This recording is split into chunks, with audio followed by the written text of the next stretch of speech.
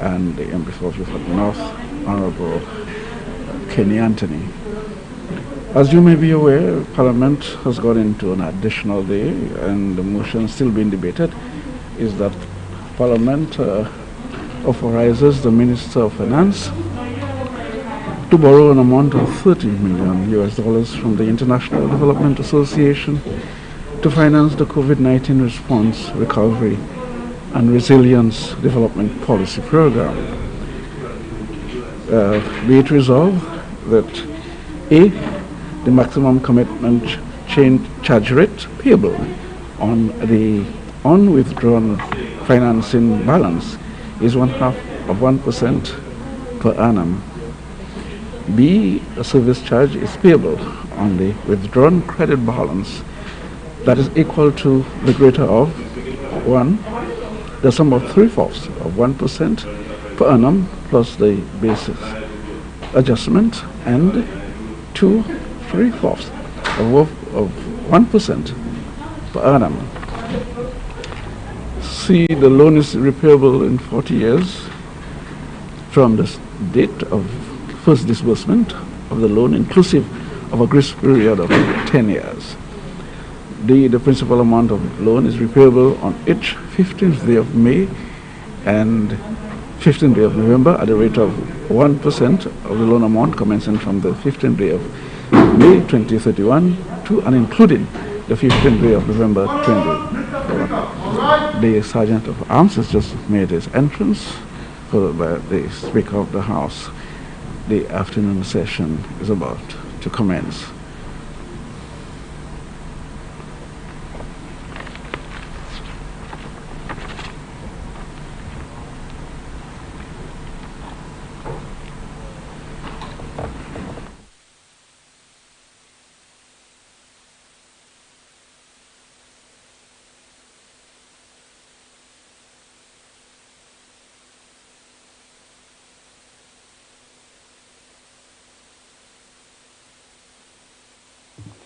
Honourable members, please be reminded that the question before Parliament is that Parliament authorizes the Minister of Finance to borrow an amount of US $40 million from the International Development Association to finance the COVID-19 response, recovery, and resilience development policy program.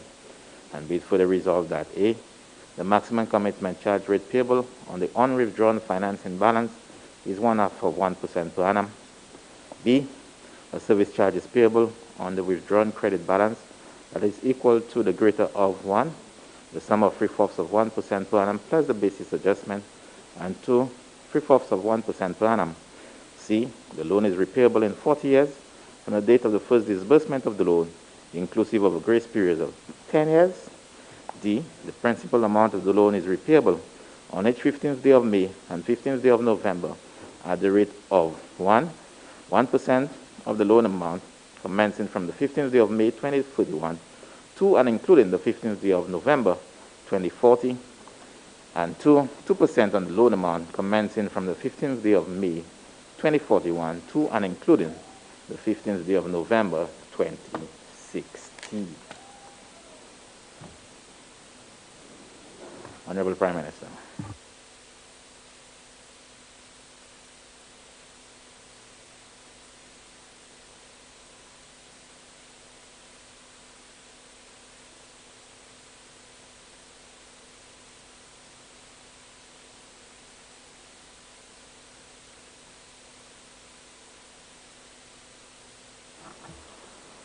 Thank you very much, Mr. Speaker.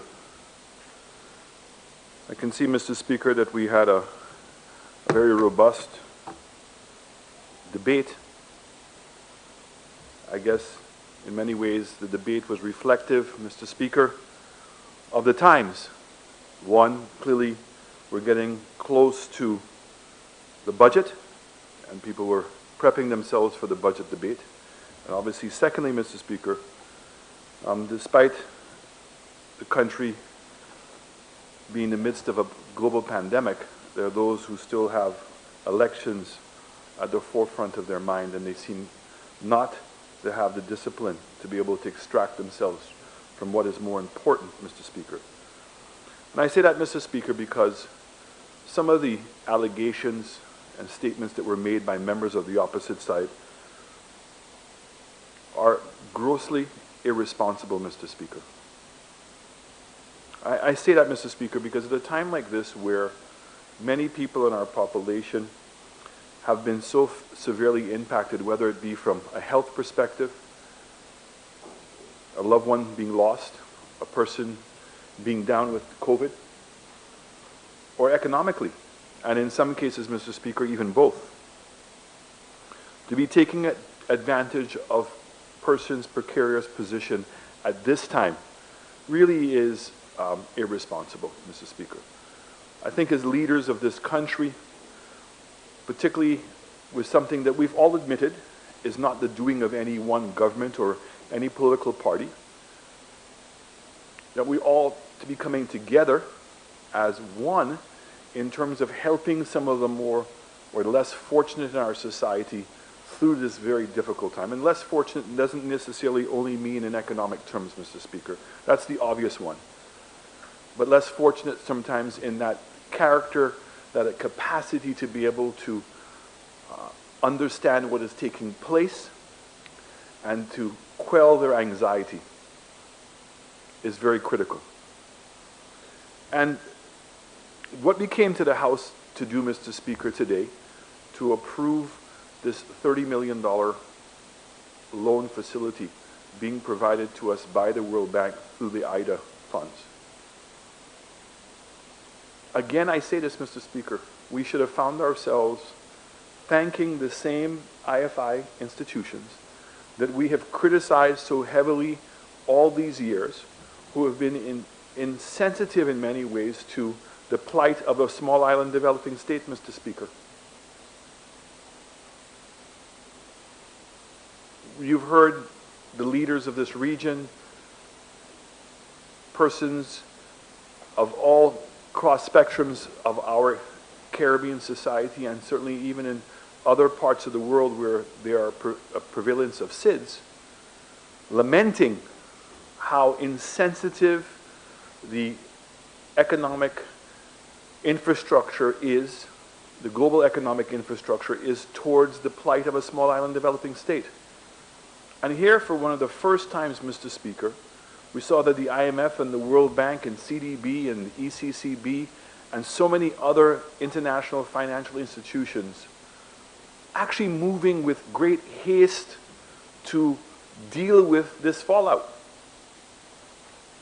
I mean, some of the things that we heard the managing director of the IMF articulate on TV and repeatedly was almost as a double take for many of us, Mr. Speaker, because we've never heard the IMF speak in such terms, where the directors came out and said, spend money, do whatever you have to do, and keep a tally of what your expenditure is.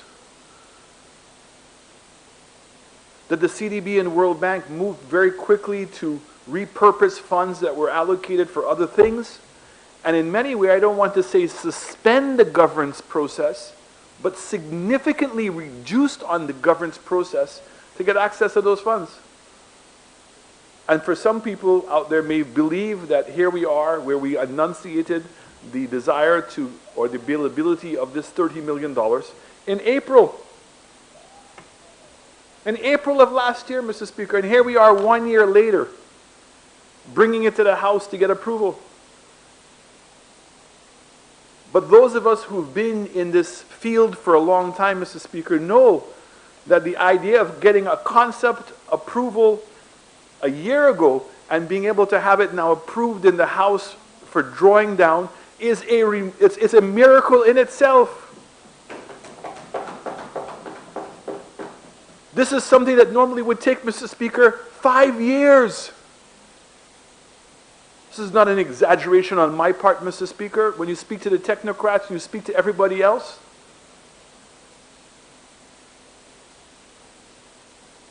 And what are the terms? We say them on a piece of paper, and yet the opposition gives no credence to what we've been able to achieve. How difficult is it, Mr. Speaker, for us to appreciate, because it's no different than your household income. Imagine if you've been in a job for 15, 20 years and you're earning $5,000 a month, Mr. Speaker, and then all of a sudden, for some reason, that business shuts down and they're not able to pay you the $5,000. Does it mean that your mortgage bill goes away? Does it mean that you have to stop sending your kids to school? Does it mean that you have to stop paying your health care insurance? No. All of those expenses stay. Well, Mr. Speaker, it's no different to what has happened to the government of St. Lucia. Overnight, between the months of March and April, the revenue for St. Lucia went literally to zero. You're talking about, Mr. Speaker, that in April of 2019, that we earned over $100 million in tax revenues. April of 2020, it went down to 40 million. It's not to say that that money was going to be delayed to being paid to you. This is revenue, Mr. Speaker, that has been lost. It's not an IOU. It's not like it was money that was supposed to be collected, Mr. Speaker, and was not collected, or an outstanding. The businesses were shut down, and as a result of those businesses being shut down, Mr. Speaker, they had no earnings. And so therefore the VAT collections was zero. There was nothing coming in through the ports, so customs was collecting no money.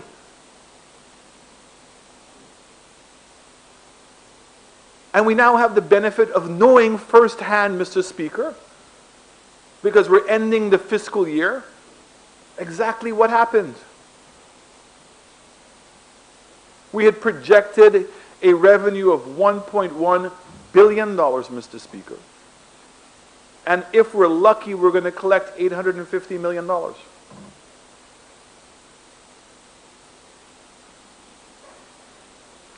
Speaker, the idea of bonds, we had $900 million in bonds coming due.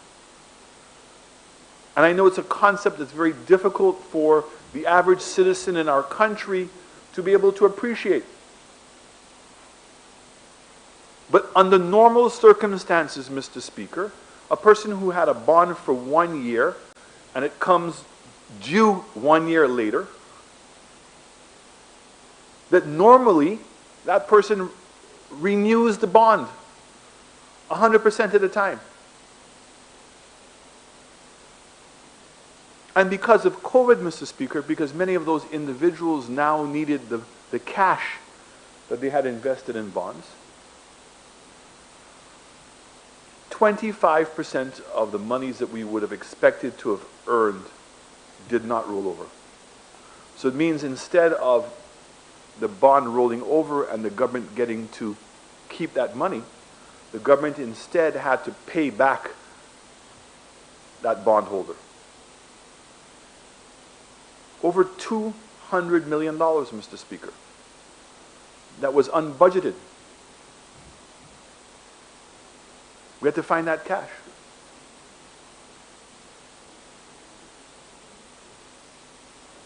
Mr. Speaker, the expenses of government, $540 million in salaries, $310 million in debt payments, and $400 million in operating costs, paying rent, paying for the operation and maintenance of vehicles, equipment, supplies, all of those things to keep government rolling over. Those expenses didn't go away, Mr. Speaker, because of COVID.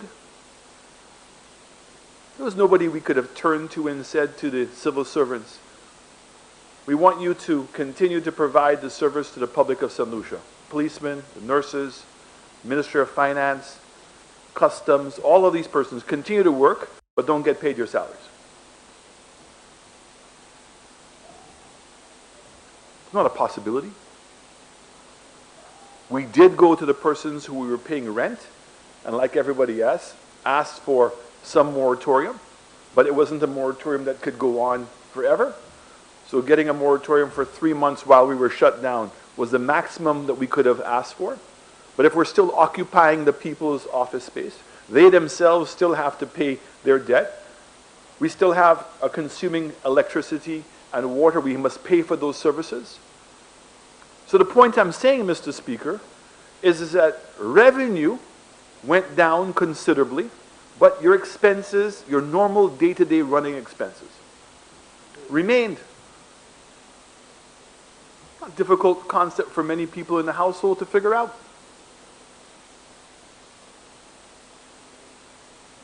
And in the midst of that, we had what was called a global pandemic. And Mr. Speaker, that global pandemic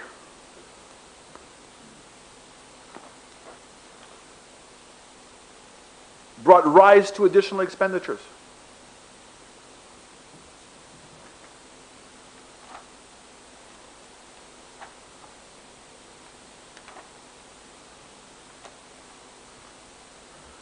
Back to school bursaries, Mr. Speaker.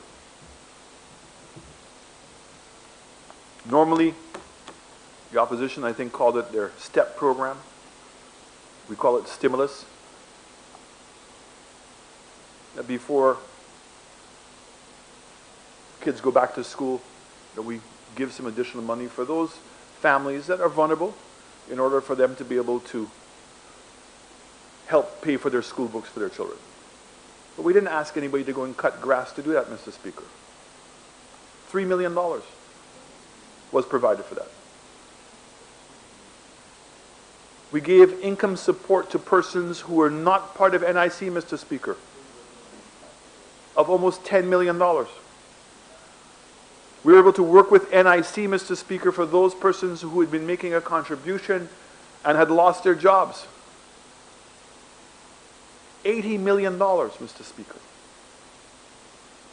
Farmer support and fishermen support for water tanks and inputs and cash support, $6 million, Mr. Speaker.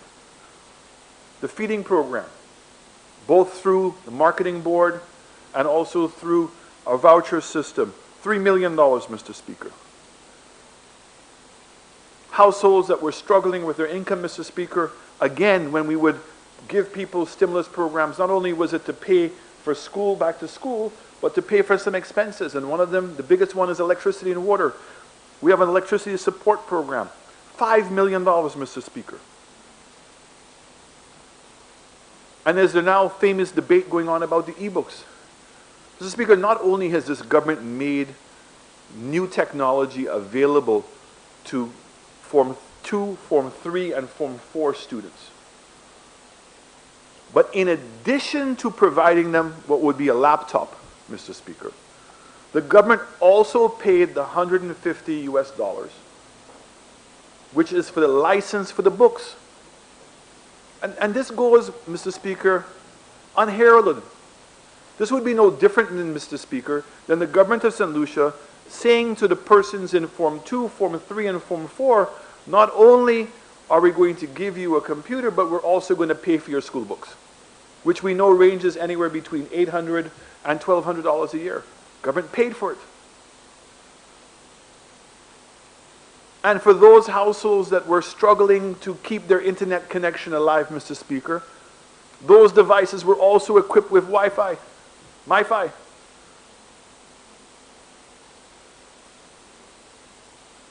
So when you start adding up all of that together, Mr. Speaker, in terms of how much money was put into the hands of people, either through direct cash support or in paying for expenses that they would have to have incurred themselves, whether it's their electricity bill, whether it's books for their children,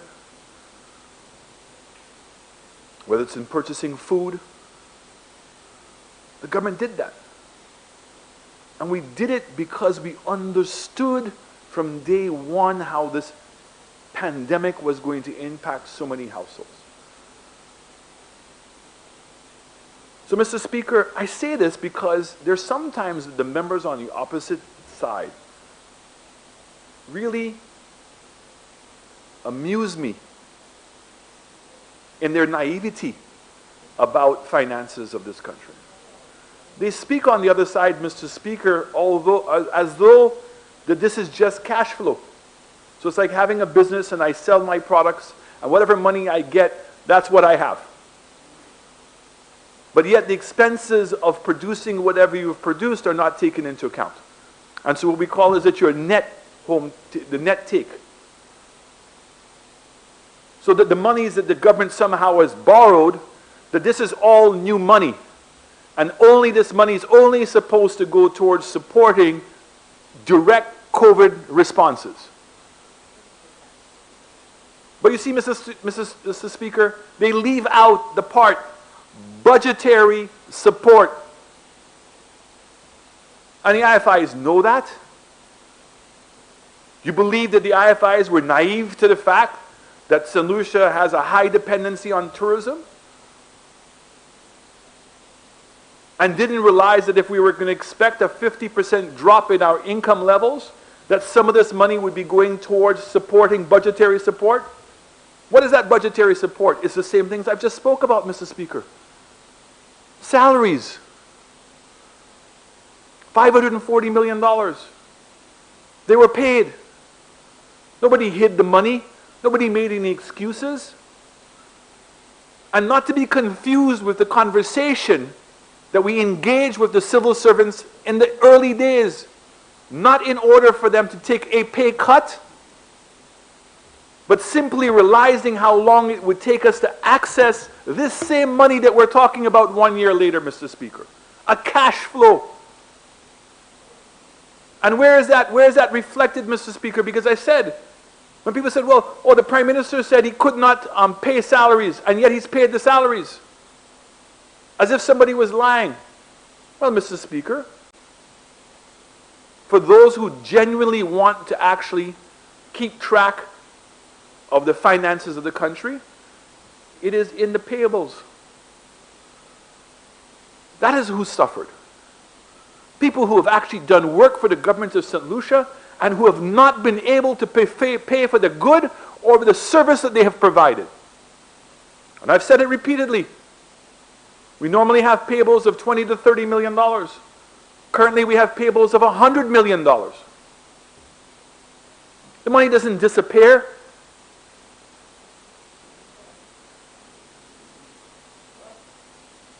Mr. Speaker, I go into this level of detail and bring up these issues because members on the opposite side cannot help themselves, Mr. Speaker. Instead of being truthful to the people of St. Lucia. They don't have to be appreciative to me or to our government, but at least let's show some appreciation to the IFIs. And to come to this house and to say thank you to the World Bank. Why, Mr. Speaker?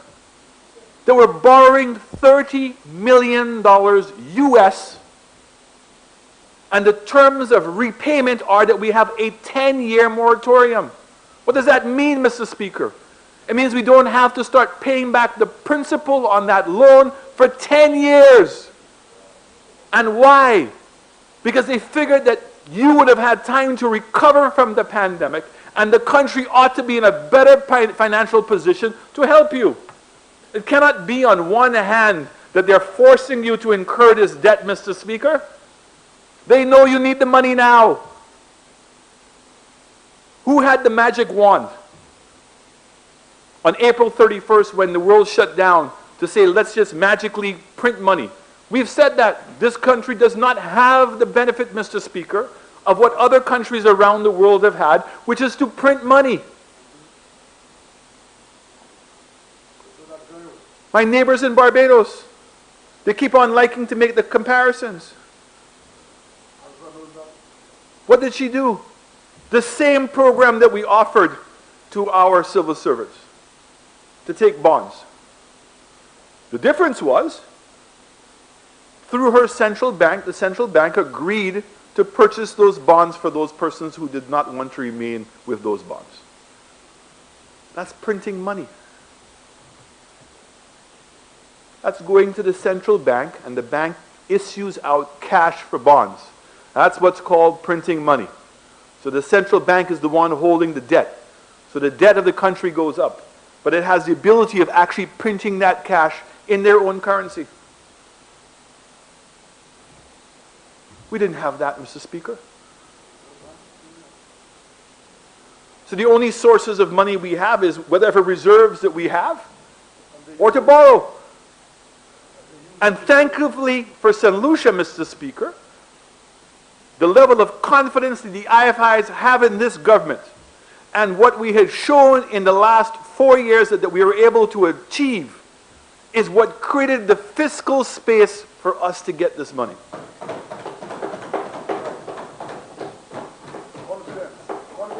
So let's ask ourselves, Mr. Speaker, the question, what had happened if we didn't get the money? What happens if we didn't get to borrow the money? How would we have paid salaries? How would we have paid our utility cost? How would we have paid for the operation cost? How would we have been able to make sure that the police officers and the nurses and customs officers and everybody else who are providing services to the people of this country, how would they have been able to do that? Through benevolence, Mr. Speaker? But it's very easy, Mr. Speaker, when you're in opposition to create whatever figments of your imagination you would like to.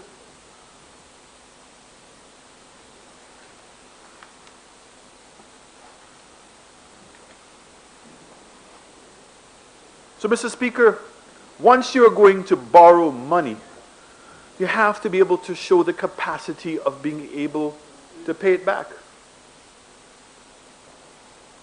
So while what is the forefront of our minds every day is the health of the people of this country, the safety of the people of this country, government does not have the luxury of only focusing on that. Because we know that COVID will come to an end. We know that the benevolence of the IFIs will end. And that as soon as now the vaccine has taken hold in the world, Mr. Speaker, and the discussion is already starting, how are these countries going to repay the debt? So even if we are able to borrow more money, this government has had the discipline to resist from borrowing more money because we have to be cognizant of the ability to repay it.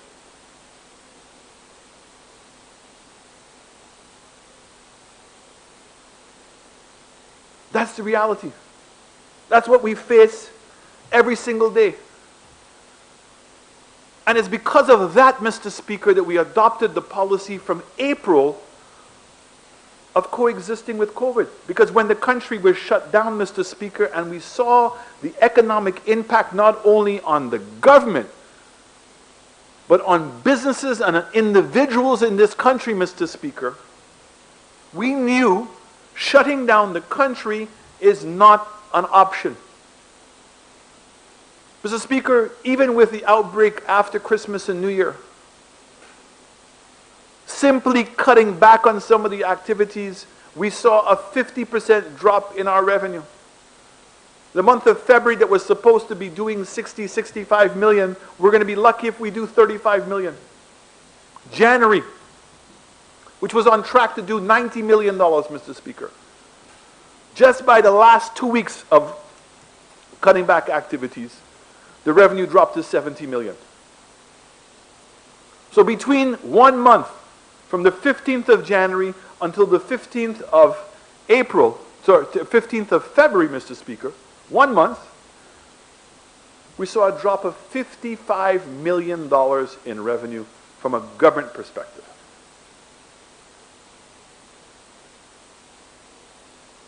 So imagine that we not just imagine small businesses and my own constituents and many other persons' constituents and the person speaking to you in your own constituencies that lament the fact that to pay a small bill, monies that they were expecting because the economy shut down or slowed down, they couldn't pay it. This is real, Mr. Speaker. And for members in this House to be playing games with the lives and livelihoods of their fellow countrymen is shameful. Honestly. It's shameful. Members on the opposite side talk about the UK variant, as if the UK variant is not global. It's in Martinique. It's in Barbados. It's in Trinidad and Tobago that had its borders closed. It's in Jamaica. It's all over the Caribbean region. Thankfully, we've not heard about the South African variant being here, but there's the Brazilian variant. And is having variants of viruses unique? So what are we supposed to do? Keep your borders closed entirely in order to try to prevent something that is inevitable to come to your country? But you see, Mr. Speaker, when you offer advice and you never have to see it fulfilled, very, very easy. When you never have to ask yourself the question, what if? And if I do this, what if that? What's going to be the consequences? How are we going to balance this thing out? Very easy just to throw things up. Mr. Speaker, I heard members speak about, again, a very sore subject, bananas. I want to reiterate, United Workers' Party remains committed and fully behind the banana growers of this country. And we make no excuses that when we came into office, we said that we're going to look to get into the French market. We did so. And things have not, from a timely basis, allowed us to take advantage of that opportunity, but conversations continue and the opportunity still exists. When Winfresh, and let me say, Mr. Speaker, the financial problems and woes of Winfresh were not born out just today. They have been there for the longest time.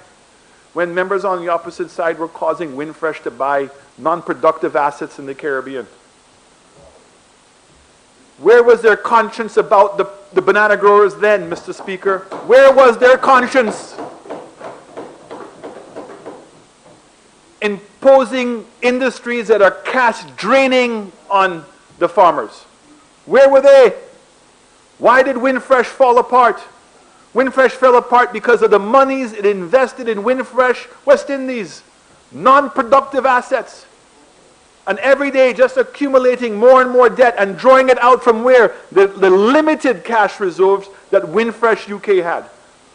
This government, Mr. Speaker, and the farmers should be renewed and confident about it, never made an issue. You know what we did? We dealt with the problem. Immediately getting involved, buying some of the shares in Winfresh in order to secure the critical assets, which is yeast. And now being able to develop a longer-term relationship with Fife to make sure that the bananas can arrive in the UK, be ripened, and get to market. And I want to thank Waitrose and Sainsbury for standing behind St. Lucia bananas and banana farmers. That we've now developed an advertising campaign, a branding campaign for our bananas. And soon you will see that once we have tourists coming back here, a new effort, Mr. Speaker, in order to be able to make sure that no tourist can leave this country and not know that we have the best banana in the world here, and that when they return to England, they are to buy those bananas. Mr. Speaker, I don't hear members on the opposite side celebrating the idea now that all of a sudden the pound is at 141, and hopefully it will soon be 145. I say that, Mr. Speaker, because it means that some of the viability, the economic viability that's been lost and deteriorated because of that currency exchange rate, now we're going to regain it. And we're putting ourselves in a strong position.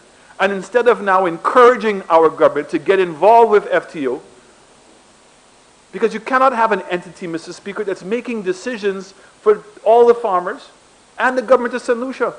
We need to be sitting at the table with them, making those decisions jointly in order to avoid the kinds of losses they've had in the past. So, Mr. Speaker, we are committed more than ever. And because of COVID and what we have gone through financially, the farmers should know that this government will stay with them. The investment that we're making in feeder roads, Mr. Speaker, in order to ensure that the farmers can get to their lands more safely and more efficiently, we remain committed not only to the banana growers of this country, we are committed to the farmers of this country every single day.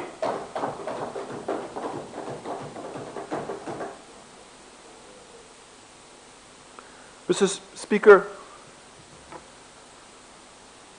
it's amazing to me, Mr. Speaker, but maybe I should not be amazed. I continue to want to be surprised that members on the opposite side that are as experienced in international affairs as they are, who understand what's taking place, that even when CARICOM tries to work in a unified way, we're still up against a difficult time. We saw, Mr. Speaker, when we all needed ventilators, what had happened. It was shocking to me to see Governor Cuomo on TV talking about how other states and how other countries were outbidding New York to get ventilators. Not that it made me feel any better about what we were going through, but it made me appreciate how competitive this world had become. And we saw that when the demand for ventilators went down and there was a huge production in ventilators, eventually the prices came down and the ability to get ventilators became easier. And we did so. And so too will go vaccines, Mr. Speaker. Vaccines are being sold at a premium, Mr. Speaker. There are some countries that had the financial wherewithal that even before the vaccines were produced or certified had the ability of putting a deposit with Pfizer or putting it with AstraZeneca or Moderna to secure vaccines, but that was a huge risk. And so 130 countries participated in what's called COVAX, Mr. Speaker, the ability to go and purchase vaccines collectively together. And one of the largest contributors of that COVAX is the United States of America. And sadly, President Trump had decided to withdraw his support of WHO, although the US government remained active in PAHO. And now President Biden has come in and has committed $4.4 billion, 2.2 which he's put up front. And we're hoping now that we're going to see that COVAX will move, because there's a lot of countries, 130 of us, who are sitting down waiting for the implementation of the COVAX vaccine. COVAX vaccine is supposed to provide 20% of the vaccines for us, Mr. Speaker. And then there became the issue that which one are we going to get? So in America, there's an organization called CDC, and there's a CDC for Canada, there's a CDC for the UK, which is a heavily funded operation that have professional doctors at labs to do all the testing and make the determination as to what is going to be approved or not. Sadly, we don't have that in St. Lucia. We don't have that at OECS, we don't have that at CARICOM. And so we have to depend on PAHO and WHO to provide us with those approvals. So in addition to not being able to get access to vaccines, Mr. Speaker, you also have the problem of getting access to a certified vaccine. So there have been countries, Mr. Speaker, who have offered to get vaccines. Today at the CARICOM heads of meeting, Prime Minister Rowley was speaking about it. But for him, he's not able to and is not willing to accept those vaccines until they are certified by WHO.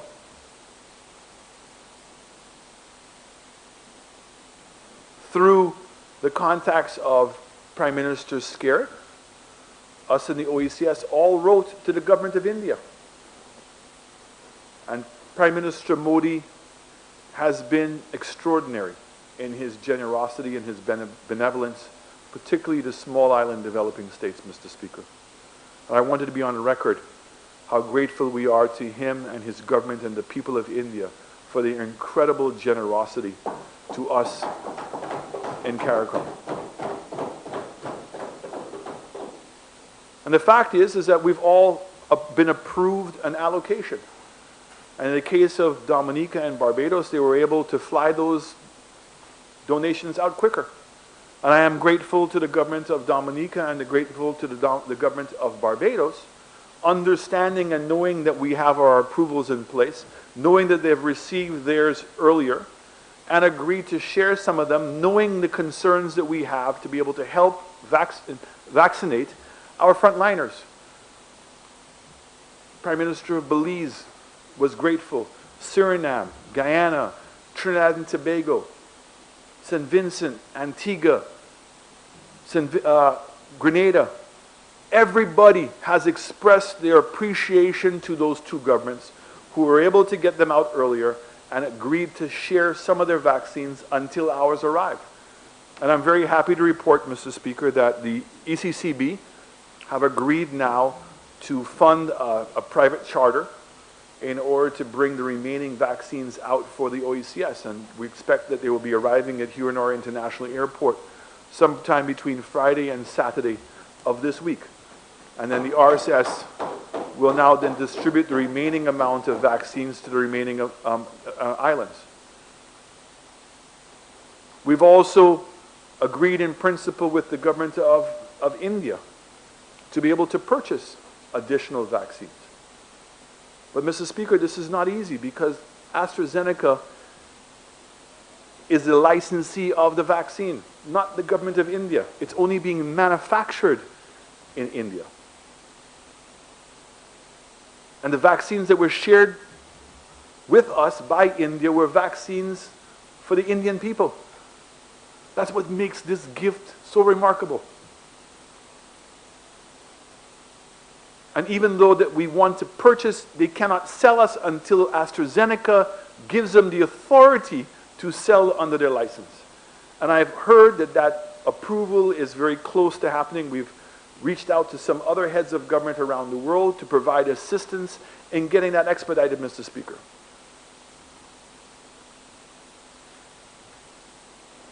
Two hours, and that's why I was missing this morning, Mr. Speaker, and I apologize because we had heads of government meeting taking place, discussing the vaccine. And we're all in the same boat. Jamaica's not received any. Trinidad's only received 1,000 that Barbados shared with them. And members on the other side, Mr. Speaker, would want to mock or belittle and suggest that our efforts are any less than that of Trinidad or Jamaica, of Guyana, of Suriname, or of any other larger country that's attempting to do the same thing. What absurdity, Mr. Speaker. And I would have hoped that we've reached a different level of maturity in the House. Mr. Speaker, I heard members on the other side talk about imposing an airport tax and making it more expensive for solutions to travel. The tax only affects 15% of the solutions of the total number of people flying. 15% of solutions. But I didn't know that the airfares went up by the amount of the tax. In fact, Mr. Speaker, Antigua was already charging the $100. Jamaica is charging $127. But even in the case of Antigua, the airfares were the same going to Antigua and St. Lucia. So who was keeping the money? The airfares didn't go up. There was an opportunity, and that's an opportunity we had explained to members on the other side, that if they in fact had kept the airport tax in play, that we would have actually had half of the money to pay for the airport development and would have required us to borrow less money. But no, they're smarter than everybody else, Mr. Speaker. But these days, when I hear them coming to the House and speaking of the Lord and talking about trees that are talking to them, I need not say anymore. People can draw their own conclusions from those kinds of statements in this House, Mr. Speaker. So, Mr. Speaker, I want to say that this House is being asked to approve the $30 million loan. $30 million loan, Mr. Speaker. And that money is going to be applied to next year. And again, Mr. Speaker, I am very proud of how we have managed the resources of this country to be able to reach as many people as we possibly can in order to keep COVID at bay as much as we can, So, Mr. Speaker, even in recent times, those same persons who say they want to care and we're all concerned and want to know why is it they have more deaths in St. Lucia than other places, but they knew the answer. The justification that they had for talking to Ambassador Jufali was to do what? To create a diabetes center in St. Lucia. And what was the justification for creating this diabetes center in St. Lucia, Mr. Speaker? Because we had the highest per capita rate of diabetes in the Caribbean. Well, we're number 34 in the world. And we're among several other islands in the Caribbean. But when you have persons, and we knew it from day one, Mr. Speaker, from day one, it was said, when we saw what happened in Italy, when we saw what happened in the UK, when we saw what happened in New York City, all before April, Mr. Speaker, that persons with underlying conditions would be more vulnerable than anybody else, and so would the elderly. I say that because it behooves me, it baffles me, that as early as July, members on the opposite side were talking about having the largest march. We had not even gotten over the global pandemic, far less bring the numbers under control. And then now, you come now at the end of September, Mr. Speaker, after we had 3 months of no cases in this country. And, Mr. Speaker, during that period, the hotels were open. So we were coexisting with COVID. All of our protocols were working perfectly. But no, the same people that tell you that they care about the people of this country and they put the people of this country first, we're in a waje to go now and have a march. A waj.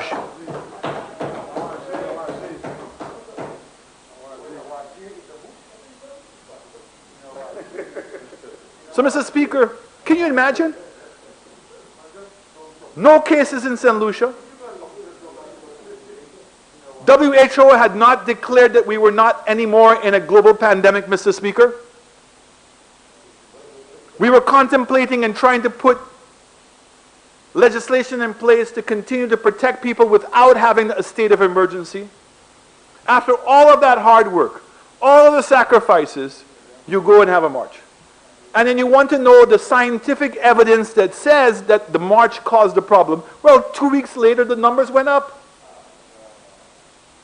And after we put the protocols in to bring that under abatement, sadly, not only in St. Lucia, Mr. Speaker, the entire Caribbean, and I dare say the globe, the world was not prepared to sacrifice Christmas and New Year's.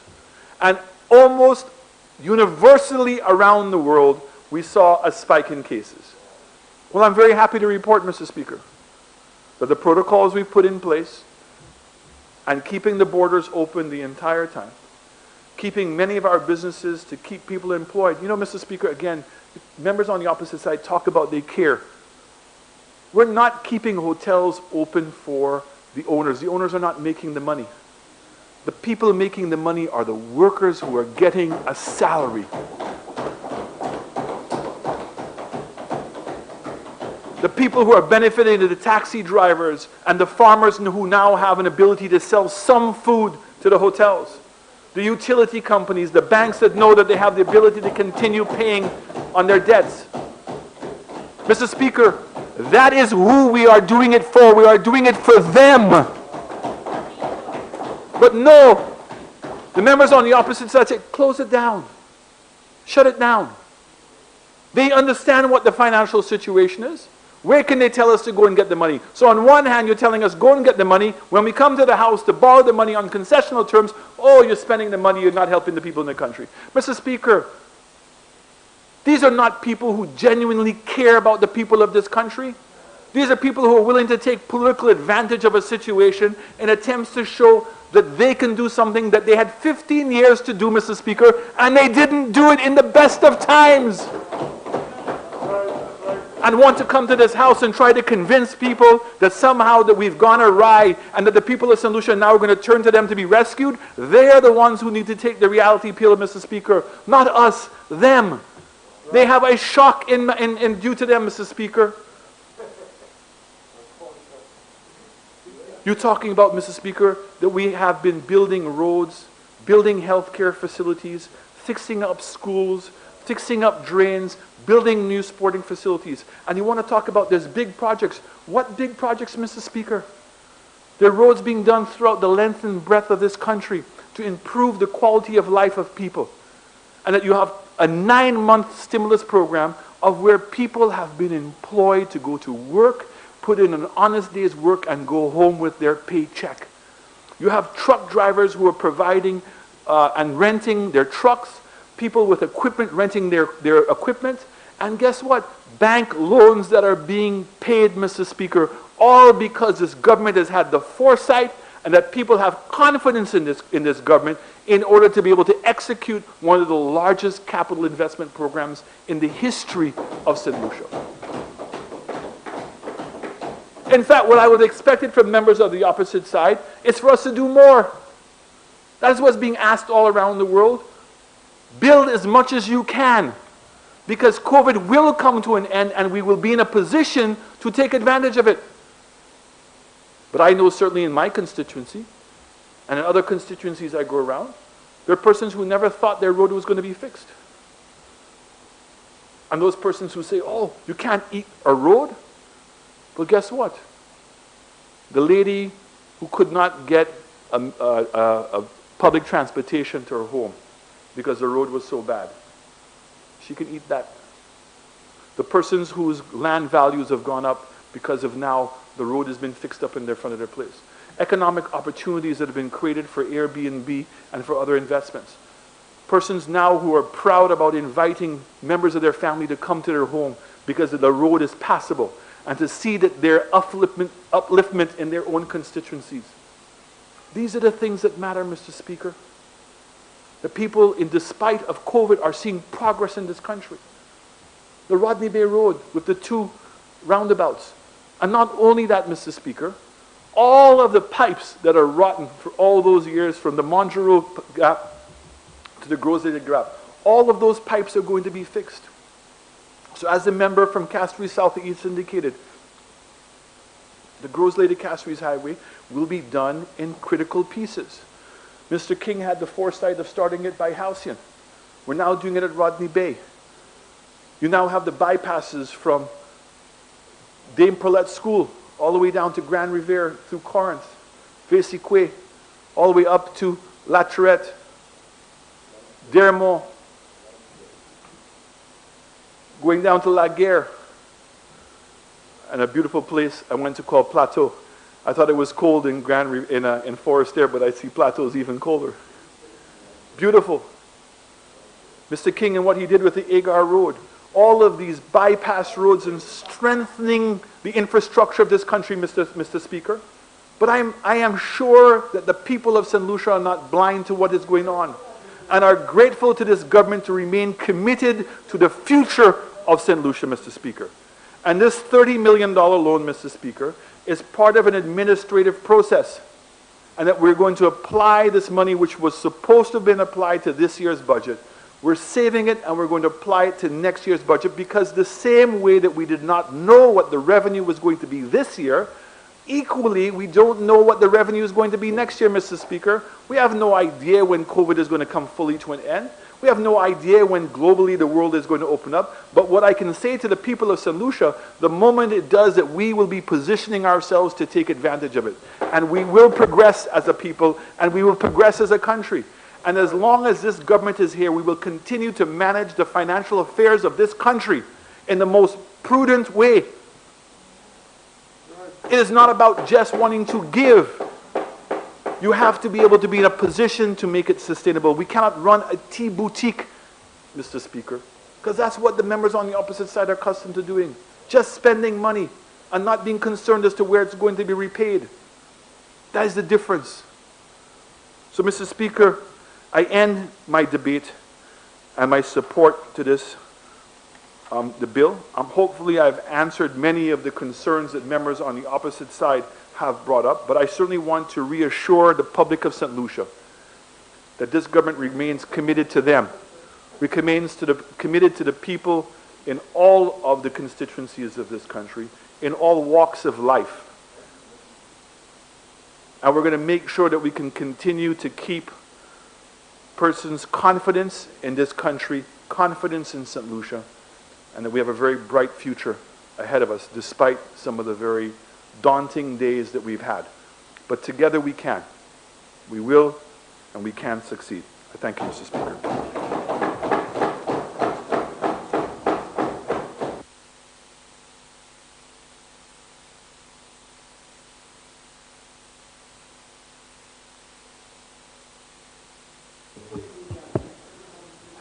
Honorable members, the question is that Parliament authorizes the Minister of Finance to borrow an amount of US $40 million from the International Development Association to finance the COVID-19 Response, Recovery and Resilience Development Policy Program. Be it further resolved that A, the maximum commitment charge rate payable on the unwithdrawn financing balance is 0.5% per annum. B, a service charge is payable on the withdrawn credit balance that is equal to the greater of 1, the sum of 3/4 of 1% per annum plus the basis adjustment, and 2, 3/4 of 1% per annum. C, the loan is repayable in 40 years from the date of the first disbursement of the loan, inclusive of the grace period of 10 years. D, the principal amount of the loan is repayable on each 15th day of May and 15th day of November at the rate of 1% of the loan amount commencing from the 15th day of May 2031 to and including the 15th day of November 2040, and 2% of the loan commencing from the 15th day of May 2041 to and including the 15th day of November 2016. I now put a question. As many as are of that opinion, say aye. Aye. As many as are of a contrary opinion, say no. I think the ayes have it. The ayes have it.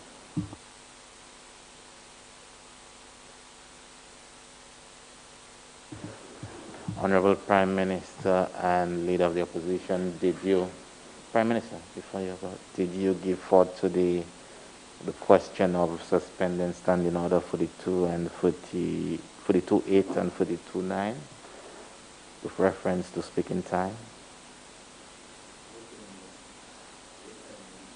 Curfew is at 7. No, that's what I'm asking.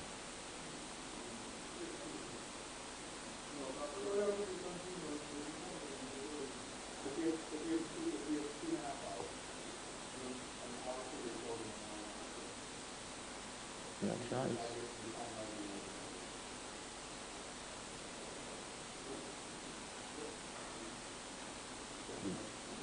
Or 42.8. Speaker, I ask for the suspension of Section 32A in order to allow the opposition 1 hour in speaking and the government 1.5 hours for speaking. Honorable member,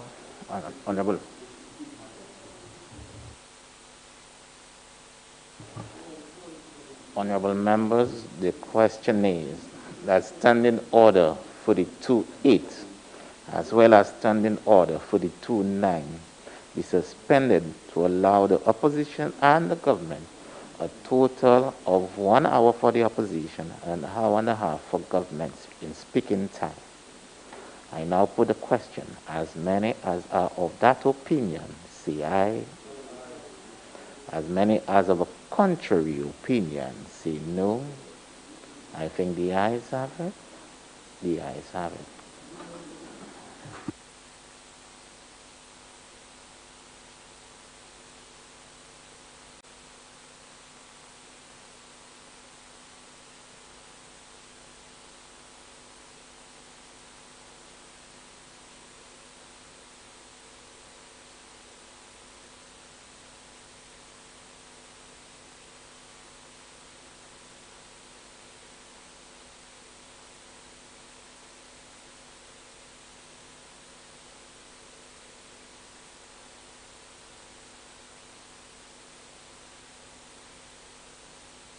Mr. Speaker, I beg to move the following motion standing in my name.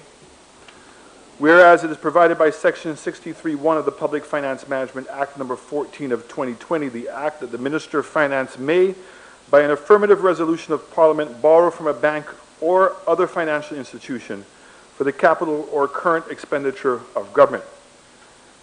And whereas it is further provided by Section 64 of the Act that money borrowed by the government must be paid into the form part of the consolidated fund.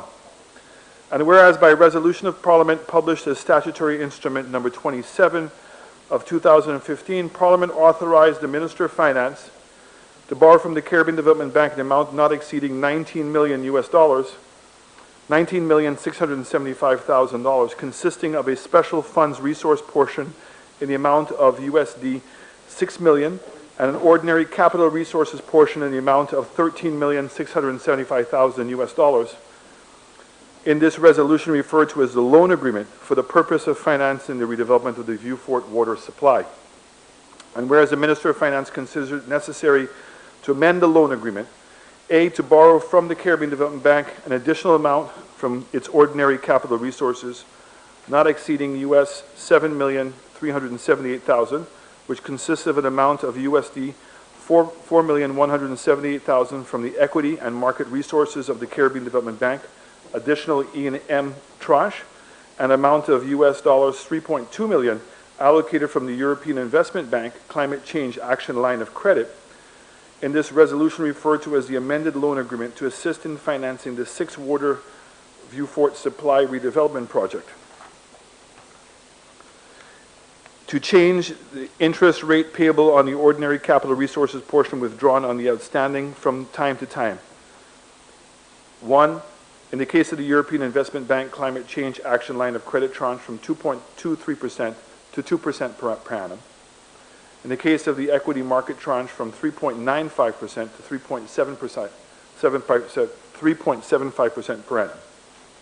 To insert the commitment charge at the rate of 1% per annum on the amount of the ordinary capital resources portion, unwithdrawn from time to time, and which occurs in the case of the loan agreement from the 16th day of the date of the loan agreement.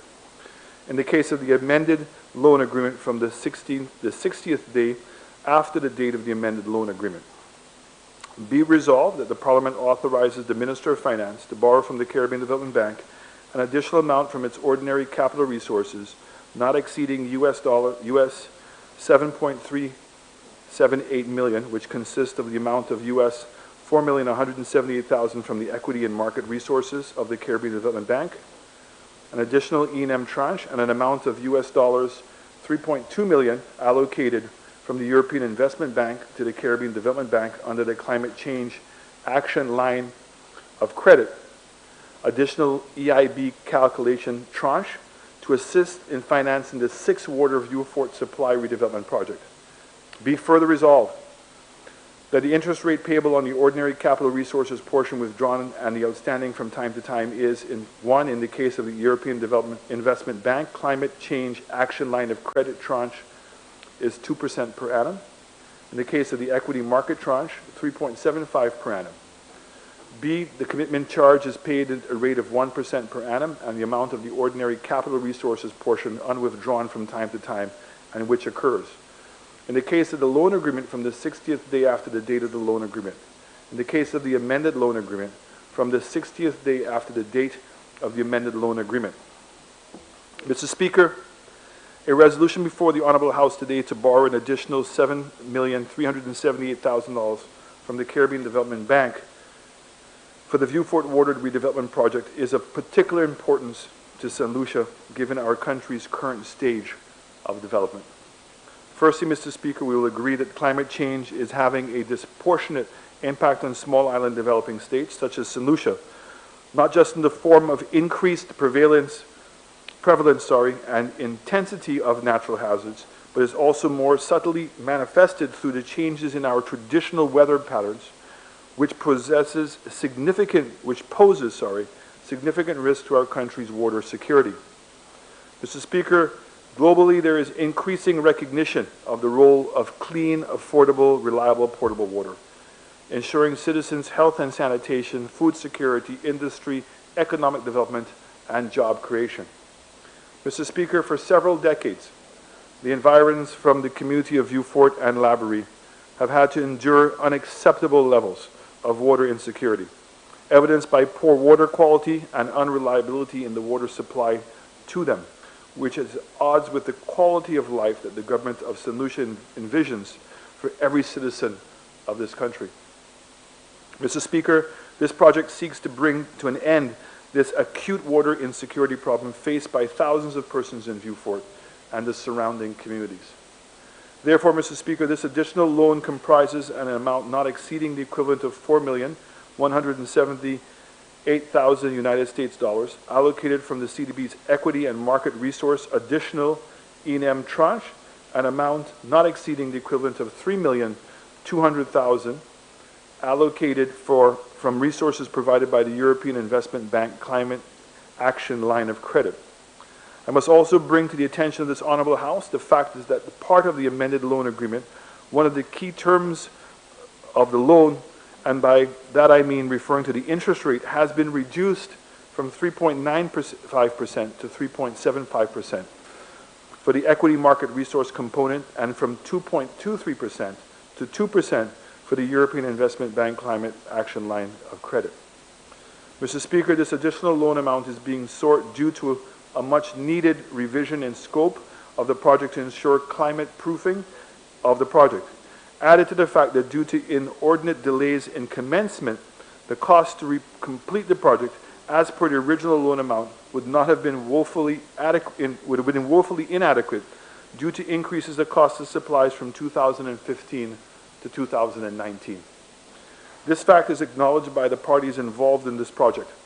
Consequently, Mr. Speaker, this loan will finance additional infrastructure works comprising the replacement of an existing water treatment facility, transmission mains, and the addition of 2 new water storage reservoirs. The addition of a Vieux Fort watershed protection and management component comprising of reforestation, public education and awareness, technical assistance for the designs of erosion control measures, a WASCO operational and energy efficiency program, and the engagement of a community liaison officer.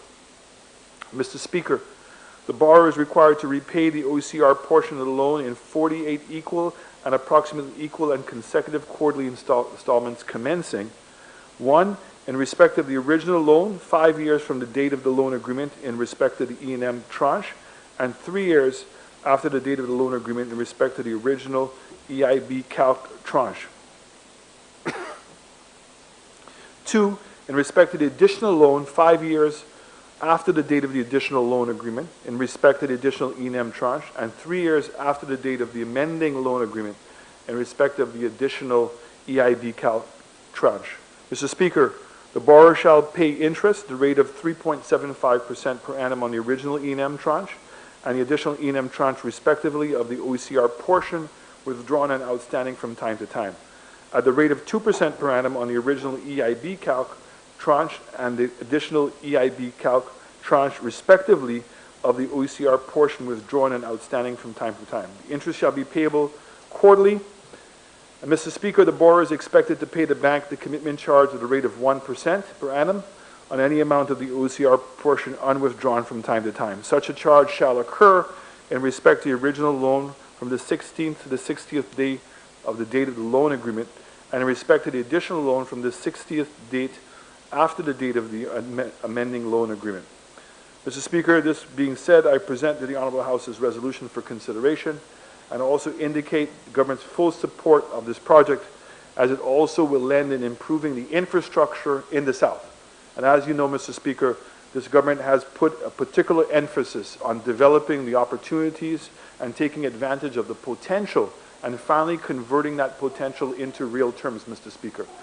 Along with the airport project and the new St. Jude's Hospital, the DSH project, and several other major housing developments that are taking place in the South, Mr. Speaker, we believe that the South is well on its way to being able to live up to this reputation of being the new frontier at last. And I look forward to the support of all members on this very important initiative.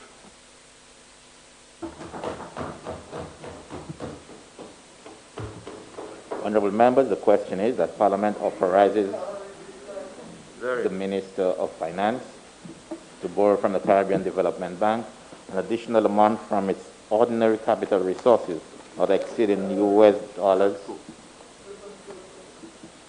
Thank you for something we need to Honorable do. members, not exceeding US dollars 7,378,000, which consists of an amount of US dollars 4,178,000 from the Equity and Market Resources of the Caribbean Development Bank, additional E&M tranche, and an amount of US dollars 3,200,000 allocated from the European Investment Bank to the Caribbean Development Bank under the Climate Change Action Line of Credit, additional EIB-CA-LC tranche to assist in financing the 60th Vieux-Fort water supply redevelopment project. Be it further resolved that A, the interest rate payable on the ordinary capital resources portion withdrawn and outstanding from time to time is 1, in the case of the European Investment Bank Climate Change Action Line of Credit tranche 2% per annum. 2, in the case of equity and market tranche, 3.75% per annum. B, the commitment charge is paid at a rate of 1% per annum on the amount of the ordinary capital resources portion unwithdrawn from time to time, and which accrues 1, in the case of the loan agreement from the 60th day after the date of the loan agreement. 2, in the case of the amended loan agreement from the 60th day from the date of the amended loan agreement. Member for Vieux-Fort South.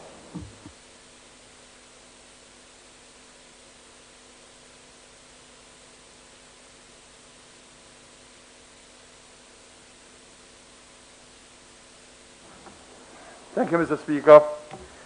Mr. Speaker, given the limitations of time, I'm going to try to speak just for about 15 minutes. And may I ask, Mr. Speaker, that when I have crossed the threshold of 10 minutes, you so advise me. Mr. Speaker, I just want to signal that it is with deep regret I am not going to have the opportunity to listen to my distinguished friend from Babonneau when he replies, as I have to leave the House immediately after. Mr. Speaker, the resolution before this House makes a crucial declaration and an admission, what I think we lawyers will understand as a compellable admission. It says in the third paragraph, and whereas by resolution of Parliament published as statutory instrument number 27 of 2015, Parliament authorized the Minister of Finance to borrow from the Caribbean Development Bank an amount not exceeding US dollars $19,675,000. In other words, Mr. Speaker, this compellable admission is that this government was forced to admit by reference to that statutory instrument that this was a project created, designed, and for which the former government had obtained authorization to pursue. And may I, Mr. Speaker, put formally into the record statutory instrument number 27 of 2015. And Mr. Speaker, I will spare you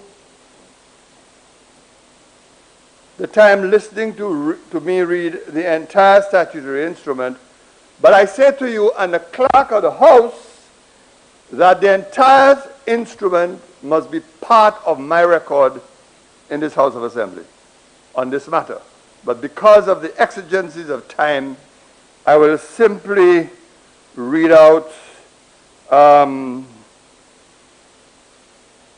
the third or fourth clause in statutory instrument number 27 of 2015.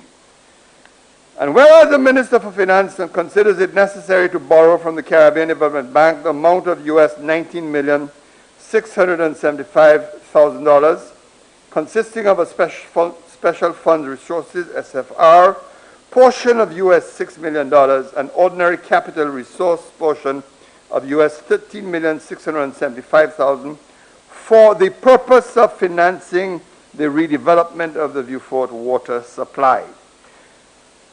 And Mr. Speaker, as I said, I'm not going to go through the statutory instrument in all its detail, And I trust that the clerk, as the recorder Hansard, will appreciate my insistence that this be part of the official record of my contribution this afternoon. Why? Because it establishes without a single doubt that this was a project created, conceived by the former government, the St. Lucia Labour Party, who's constantly berated for all kinds of things.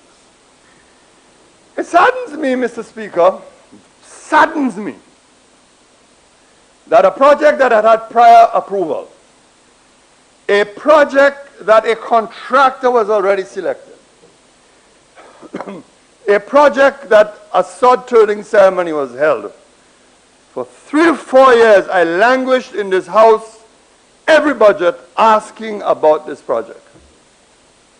What has happened to it? I mean, where's the finance for the project? And what you would see were token amounts placed in the estimates for this project. And suddenly, the light of day prescribes, and the government of St. Lucia announces that they're going to have a sod-turning ceremony. Now, you know, Mr. Speaker, it is these things that cause unnecessary political anger and disappointment in the country that we have to avoid. And it's not just a gimmick, it's a serious matter. A sod-turning ceremony was held. You have the temerity to invite the member for Beaufort North and a member for Beaufort South, for whatever the reasons may be, the member for Beaufort North decided he'll attend. I declined for the very simple reason. Why am I called to a second sod-turning ceremony? For what reason? All the government had to do was to say that we are proceeding ahead with this project, and if they wanted kudos, and simply say, well, you know, we looked at the project, it has been approved, but we think that we need to do some more work. We're going to ask for an additional $6 million to strengthen the project. But you wouldn't hear that. You didn't hear that at the sod-turning ceremony, Mr. Speaker. You wouldn't hear that. And you know what the preoccupation was? To give the public the impression that somehow they are the originators and creators of this project. It's like Wasco is on a mission, you see? They're on a mission to create the impression that not only do they create the project, and of course, to intimidate and do the rest of it in trying to build up a headquarters in Wasco headquarters, who everybody asks the justification for. But today's not a day for that. And if the honorable member is so kind and he speaks today and touches it, then I will be even kinder to respond to him at the appropriate time in the budget over the decision to do the headquarters. Mr. Speaker, there can be no question that this was a badly needed project. And there can be no question that the challenges, the difficulties that the people of Beaufort South have faced over the years had the opportunity of being resolved by this project, even with the first tranche that had been obtained by the former government from the Caribbean Development Bank. There is no doubt that there's a monumental problem of water supply in the south, and there are days the turbidity of the water is also quite high once, of course, you have very heavy and significant rains. And so, Mr. Speaker, this has to be a welcome project in every sense of the word. Let me, however, Mr. Speaker, proceed to make 2 other observations.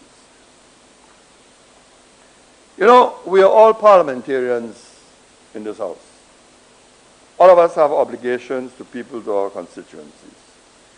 And you know, Mr. Speaker, whether we carry out the obligations satisfactorily or not, the people judge us when it comes to general elections, and all of us will face that judgment. But you know, there are universal values to which all of us should be committed. And there is, very unfortunately, in this country, a development that is causing me increasing concern.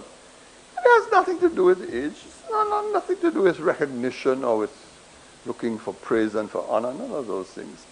I'm not interested in that. What I'm interested in is recognition of the responsibilities and duties of parliamentarians to their constituents. If I choose not to attend a sword turning ceremony because it's a mockery, it was unnecessary, there was already a sword turning ceremony, there was no need to make a political point about it. That's a different matter. But I'll tell you what I'm concerned about. I am concerned when both public and private agencies make an appearance in people's constituencies and they do not brief parliamentarians as to what they're doing and why. I'll tell you, Mr. Speaker. Some 2 or 3 months ago, Lucia embarked on some work in the Beaufort constituency to do what all of us knew had to be done at some point, and that is to extend the power supply from the solar farm to the electrical generating plant in the area of cantonment. We all knew that had to be done. Lucia proceeds. They dig trenches on the St. Jude Highway, dig trenches going into Larry Shoes and that entire area, and never, ever, ever put out a press release, and listen very carefully, never, ever, ever put out a press release to say that they were undertaking these works until it became unbearable and became a hazard for motorists. I had to call Lucia, Mr. Speaker, and say to Lucia, well, look, you cannot do this. No one want to tell you don't carry out these vital infrastructural works. Honorable members. No one wants to tell you that. We are the ones who paved the way for a solar farm to exist. We understand. But at least explain to the residents of Beaufort South that you regret the inconvenience that you're causing to them, the damage you're causing to their roads, and ask for some patience. And at least call a parliamentary representative and tell a parliamentary representative, we are going to undertake these works in your constituency. Now, these are things that as we go along we have to correct. Mr. Speaker, it's not just that. It's the same way this contractor, mind you, a contractor that had been selected well before the intervention of the government and attempted this bogus sod turning ceremony. Water supply is disconnected because they're laying pipes, etc., etc. Now, you'll tell me, of course, people must expect if you're doing that water will be disconnected. I have to deal with calls from my constituents. They have no water for 2 or 3 days. And then find my way down and, speak with the contractors and say, listen, what's happening? When are people getting their water back? These things really have to stop. Yes, honorable member, you've got 10 5 minutes. Okay, Mr. Speaker. Yes. And this is my point, that it is time that kind of impunity. Of course, there'll be members out there, oh, it happened in the past before. But I also remember the occasions when the opposition was fully brought on and involved, in the process of consultation. I remember when we approached Caribbean Development Bank to deal with the drainage problems in Bexon, there was open consultation, the minister was invited and he spoke at it. Nobody quarreled with that. Mr. Speaker, I recall when I assumed office, the plans were laid for the construction of this administrative complex, the financial center. I well recall, I didn't stop it, I could have stopped it, but I declined to do so because I saw its intrinsic value. I can't say where is the best place to put it. And I remember inviting the member for Castries North to come to the ceremony and to speak.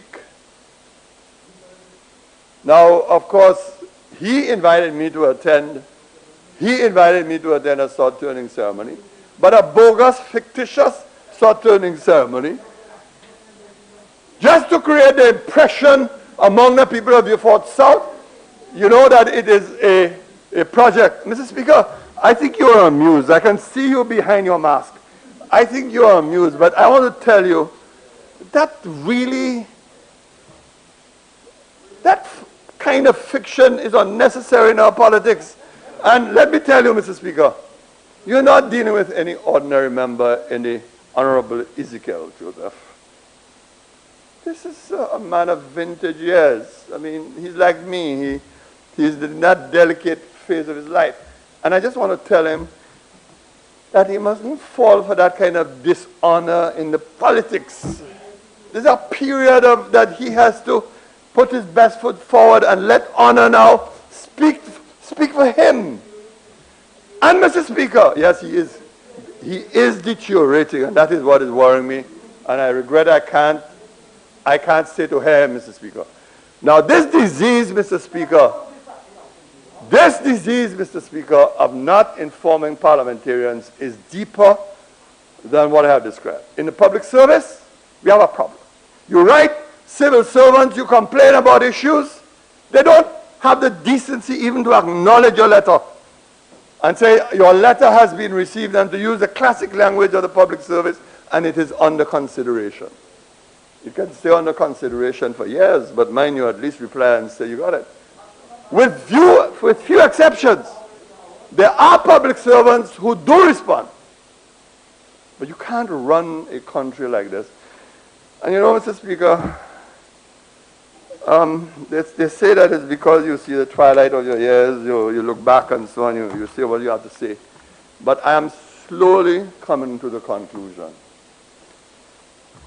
And I think I have to give credit to the member for Library for this, because I remember him making that point many years ago, that someday we all need to sit as parliamentarians and draft legislation that establishes the rights, responsibilities, and entitlements of parliamentarians to guide our behavior in Parliament and what people expect of us and what we're entitled to. I'm not talking now of entitlements with duty-free, but what should be basic things that should be expected. So, for example, if ministers are going to tour your constituency for any reason, you are alerted. Whether you want to be part of their company or not, that is up to you. But you are alerted that such a minister is making an official visit to do X, Y, and Z.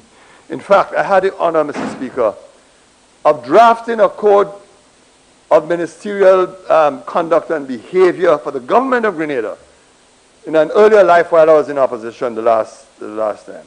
And those were basic rules that were enshrined in that code as to how you should treat your parliamentary colleagues on such matters.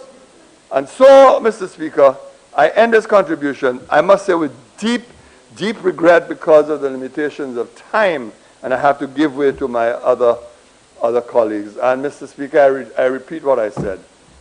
I really regret that I'm going to miss the contribution of the member for Balbano. Thank you, Mr. Speaker.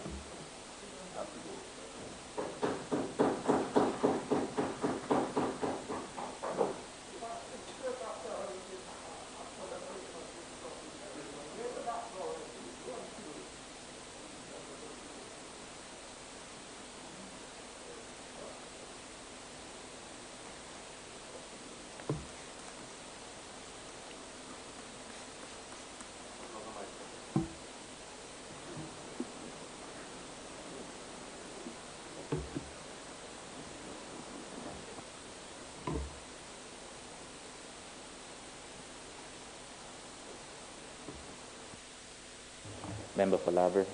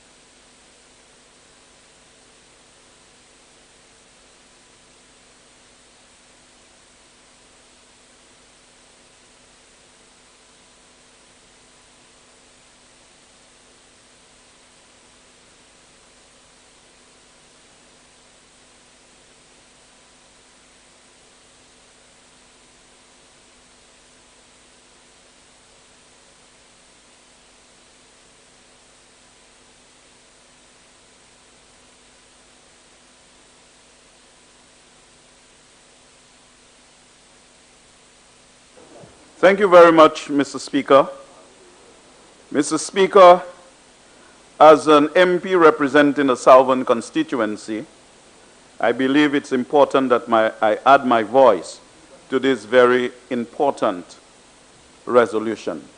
Mr. Speaker, the resolution before the House is to seek additional funds from the Caribbean Development Bank, namely $7,378,000 for financing the Vieux Fort water project. It is pointed out in the resolution, Mr. Speaker, that Parliament authorized the Minister for Finance by statutory instrument number 27 of 2015. Yes, Mr. Speaker, I repeat the year, to borrow from the Caribbean Development Bank in 2015 an amount not to exceed $19,675,000 for the purpose of financing the redevelopment of Vieux Fort water supply project. Mr. Speaker, 6 years later, Mr. Speaker, we are coming to this honorable House to borrow an additional $7,378,000. A project that should have been completed a very long time ago, Mr. Speaker. The people of Vieux Fort should have been enjoying an improved water supply, Mr. Speaker. Mr. Speaker, I live in the community of Auger, on that same line that we feed in from the Grace intake. And most of the time, Mr. Speaker, I do not have water. So I can appreciate, Mr. Speaker, the importance of this project and why I felt that the project should not have remained in the holding pattern for 6 years. But elections are fast approaching. There is a mad rush. A project that was put in the holding pattern for whatever the reason, and I am hoping that they will come and clarify. Vieux Fortians had to endure untold suffering for that period of time, Mr. Speaker. But, Mr. Speaker, it is important for me to give some background and context to the Vieux Fort water supply redevelopment project, and in particular, WASCO, Mr. Speaker.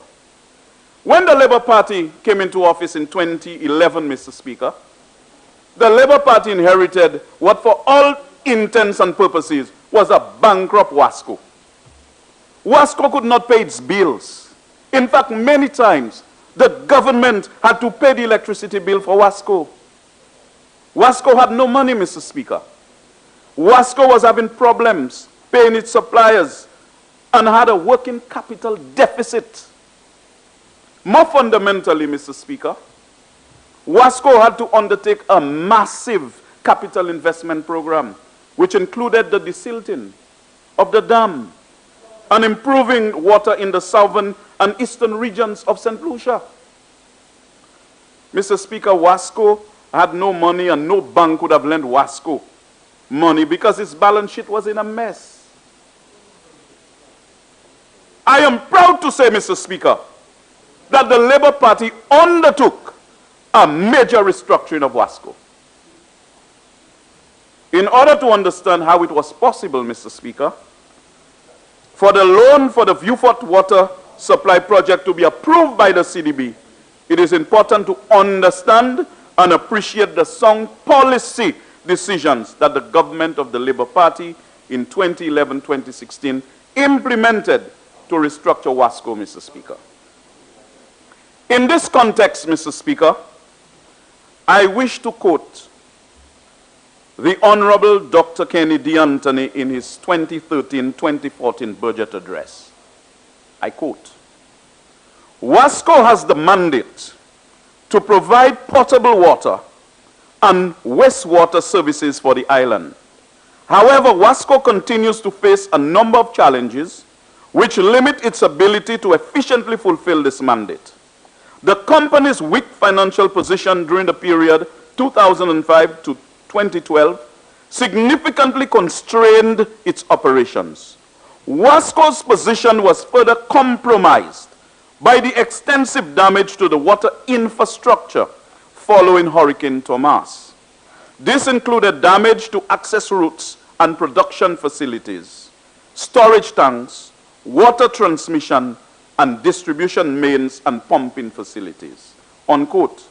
Mr. Speaker, note that the period in which WASCO's financial position deteriorated and which government was in office for the larger part of that period. He went on to say, quote, "The company now carries a high debt burden, an unviable liability to asset ratio, and a large stock of doubtful debt estimated to be $32 million. Prior to the recent review, rates were last changed 13 years ago, in the year 2000. The previous rate was unable to generate sufficient revenue to even allow for a recovery of operating cost, resulting in a major liquidity crunch and an inability to service its debt, conduct routine maintenance, or finance the replacement of depreciated assets. Currently, the company is insolvent with total liabilities greater than total assets. This greatly impairs the company's ability to raise much-needed financing and therefore its capacity to invest in future assets. The government has given extensive assistance to WASCO over the years. 1, the payment of principal and interest on outstanding loans of $106.6 million. 2, total advances of $19 million during the period 2008 to 2012 to assist with operating costs. Not the period, Mr. Speaker, and which government was in office for the greater part of that period. 3, a commitment of $7 million to assist in rural system improvements, of which $4.95 million has been disbursed.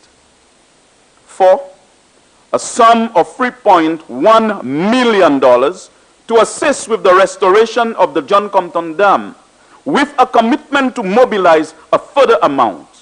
And 5, payment of about $9 million in outstanding arrears to Lucia.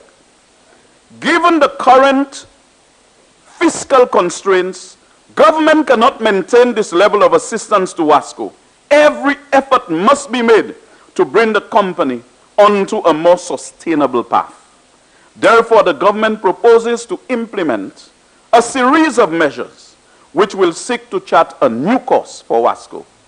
Returning WASCO to a more sustainable position will require the creation of an environment to explore a public-private partnership PPP arrangement to finance the company's medium to long-term strategic plan. This would require the following actions to complement the recent tariff decision.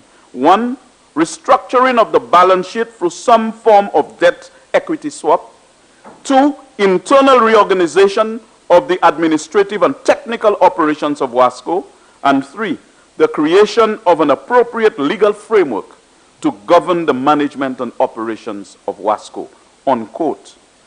He then went on to expand on these proposals, Mr. Speaker. In respect of the debt equity swap, the government of St. Lucia forgave debt of $77.6 million owed by WASCO and $26 million in accrued interest in exchange for equity holdings in the company. This, Mr. Speaker, increased the company's capital and thereby increased its attractiveness to private capital, including loans. This, Mr. Speaker, was fundamental and paved the way for WASCO to receive loans from multilateral organizations like the CDB. The second fundamental decision, Mr. Speaker, was an increase in the tariff of WASCO to allow the company to meet the expenses that it was spending more than it was earning. And the tariff increase allowed WASCO to pay for the dredging of the dam through a dredging fee. Mr. Speaker, this increase in tariff was used by those on the other side to play politics, which is what they are very good at, Mr. Speaker. Mr. Speaker, the same thing with the VAT. whilst they opened the VAT office and staffed the VAT office, when VAT was implemented, they attacked the Labour Party for VAT. They even wanted to eliminate the VAT, Mr. Speaker. They can now say, thank God for the VAT, because without the VAT, the government would not be able to pay civil servant salaries and debt. After undertaking these measures, Mr. Speaker, the Labour Party government, led by the Honourable Dr. Kennedy Anthony, was able to approach CDB for loans for the desilting of the John Compton Dam, the Dennery Water Project, and the Beaufort Water Supply Project. In his 2015-2016 budget address, Dr. Kennedy Anthony said the following in relation to the Beaufort Water Supply Project. And I quote, "The Beaufort and Dennery Water Supply redevelopment projects are well on their way to successful execution with loan financing from the Caribbean Development Bank and grant financing from the Mexican government. The expected outcome of these projects is the provision of efficient, safe, and sustainable supply of potable water to the residents and businesses in the communities of Beaufort and Dennery North," unquote. He went on to say, Mr. Speaker, and I quote, "The water supply system which serves Beaufort, Labrie, and environs comprises water abstracted from the Grace and Beausejour intakes on the Grand Ravine de Vieux-Fort River. The communities served consist of approximately 4,300 households. The water supply has been unreliable in both the dry and rainy season due to the vulnerability of the systems to rainfall variability. Moreover, during periods of intense rainfall, the turbidity level of the raw water rises significantly above acceptable levels. The Beaufort project will comprise the installation of new water production, transmission, and storage facilities, as well as non-revenue water reduction measures for the Beaufort water supply system. Other project components include technical assistance to enhance the operational efficiency of WASCO through the preparation of an energy-efficient improvement plant, preparation of a watershed management plan, and assistance to improve the capacity of the Water Resource Management Agency to monitor the Beaufort River watershed. The total allocation for this financial year is $6.37 million, unquote. So this project, Mr. Speaker, should have started in 2015-2016. And if it did start at that time, Mr. Speaker, this project would have been completed to the benefit of the people of Beaufort. But the government was more interested in changing contractors for whatever the reason, wasting time and significant money in the process.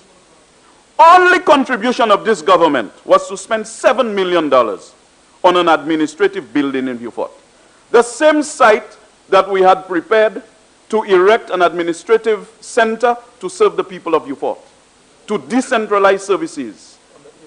They found no other place to go and put a little office, but on that very site, that significant preparation had been done for the erection of an administrative center, essentially trying to block any opportunity for an administrative center to be erected on that same site.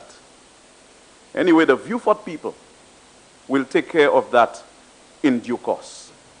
And certain things that cannot be prosecuted in a court of law may be able to be dealt with in the court of public opinion, Mr. Speaker. Now the current Minister for Finance is asking for an additional US $7,378,000, an increase of approximately 37.5%, Mr. Speaker. And I must ask, is this increase cost overruns? Because I may have missed what the Prime Minister said in his introduction. Of course I know what was approved. But anyway, Mr. Speaker, nowadays, you don't even know what projects cost, really. You don't even know what projects cost. You don't even know. There are many projects we don't know what it's going to cost. And whilst the member for Castries South is saying, I'm hoping that when he's making his presentation, he will tell us how much St. Jude's will cost, Mr. Speaker. He will tell us. Because most of the times we come to this house, we ask questions and we get no responses. Government has now become famous for implementing design, finance, construct projects. But I wish to end, Mr. Speaker, by saying that the Vieux Fort Water Supply Project is a much-needed project for the people of the South. And I, Alva Romanus Baptist, give my fullest support to the project. However, I'm hoping that the Prime Minister would clarify further in terms of the $7,378,000. He will speak to it. But, Mr. Speaker, none of us in the southern part of the island would try to come in this house and reduce this project to insignificance. When we complete that project, it is going to be great, it will serve us, and we fully support the redevelopment of the South in terms of water. I thank you, Mr. Speaker, and I yield the floor.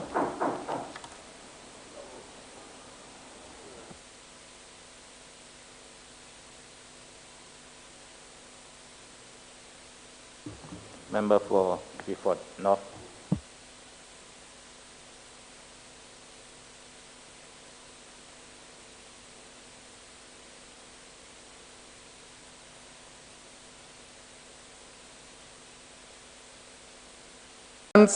And also my colleague, the member for Labrie, spoke eloquently about this project, its genesis, and the need for this project and how it will benefit the people of the South.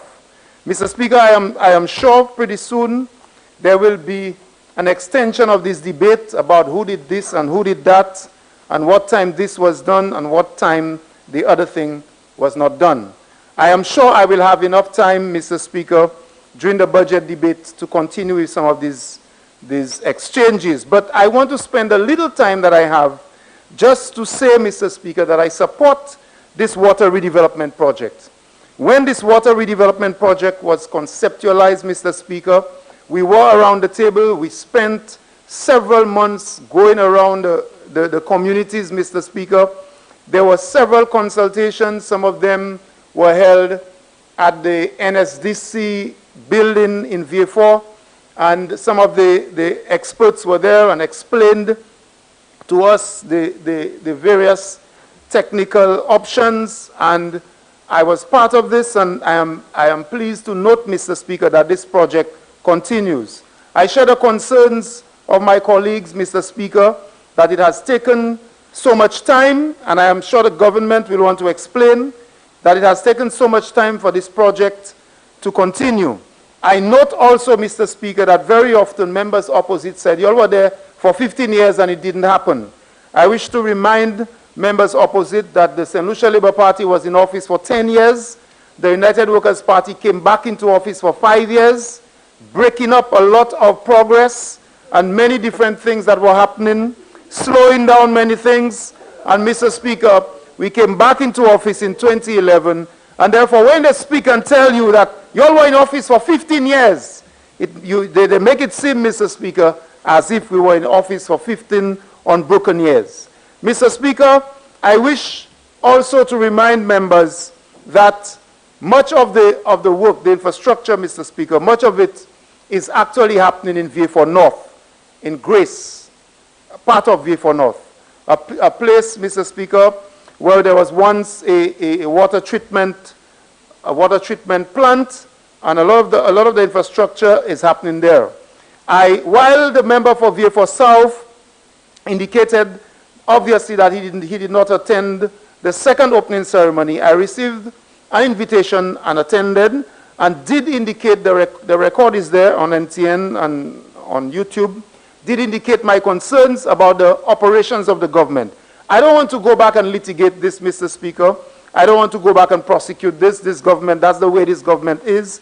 And it's just less than 3 months, technically about 3 months before the 5 years. And I don't think anything in regard to this will change, Mr. Speaker. Grace is the community where some major work is happening. And while some of them did not realize it, but the other major works are not happening in VA4 North, but actually VA4 South. So the water plant closer to the DSH area, Mr. Speaker, is actually in VA4 South, and this area is really the jurisdiction of the Member of Parliament for VA4 South. Mr. Speaker, there are issues in relation to the reservoir and the condition of water over the years, over the coming years, and how we work with the community of Grace where this is concerned. It is not just a matter of building infrastructure, but Mr. Speaker, I'm sure members opposite will understand that there are issues, long-standing issues.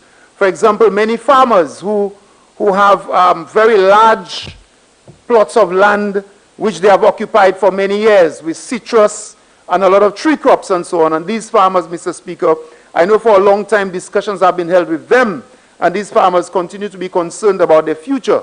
And I am pleading with the government to continue in the time that they have left to make these farmers continue to make these farmers part of the discussions. Mr. Speaker, the project will impact the people of Grace, and as we know, some of the water from the water plant area goes to some part of Piero. And in my discussions with the technical people on the project, I got the impression, Mr. Speaker, that the water which is going up to Piero from this new system may not necessarily go all the way up to the Piero gap. We receive water from Piero. This water comes from the Bellevue area, Mr. Speaker, and there are times when turbidity and other problems come into play. And in my discussions with the contractor, in fact, I had some discussions with the contractor, and they promised me that they are looking into the possibility of a line from the treated water going down through Fonjoie and going up to Bellevue. We do not know how that will work, but Mr. Speaker, they have promised that they will look into it.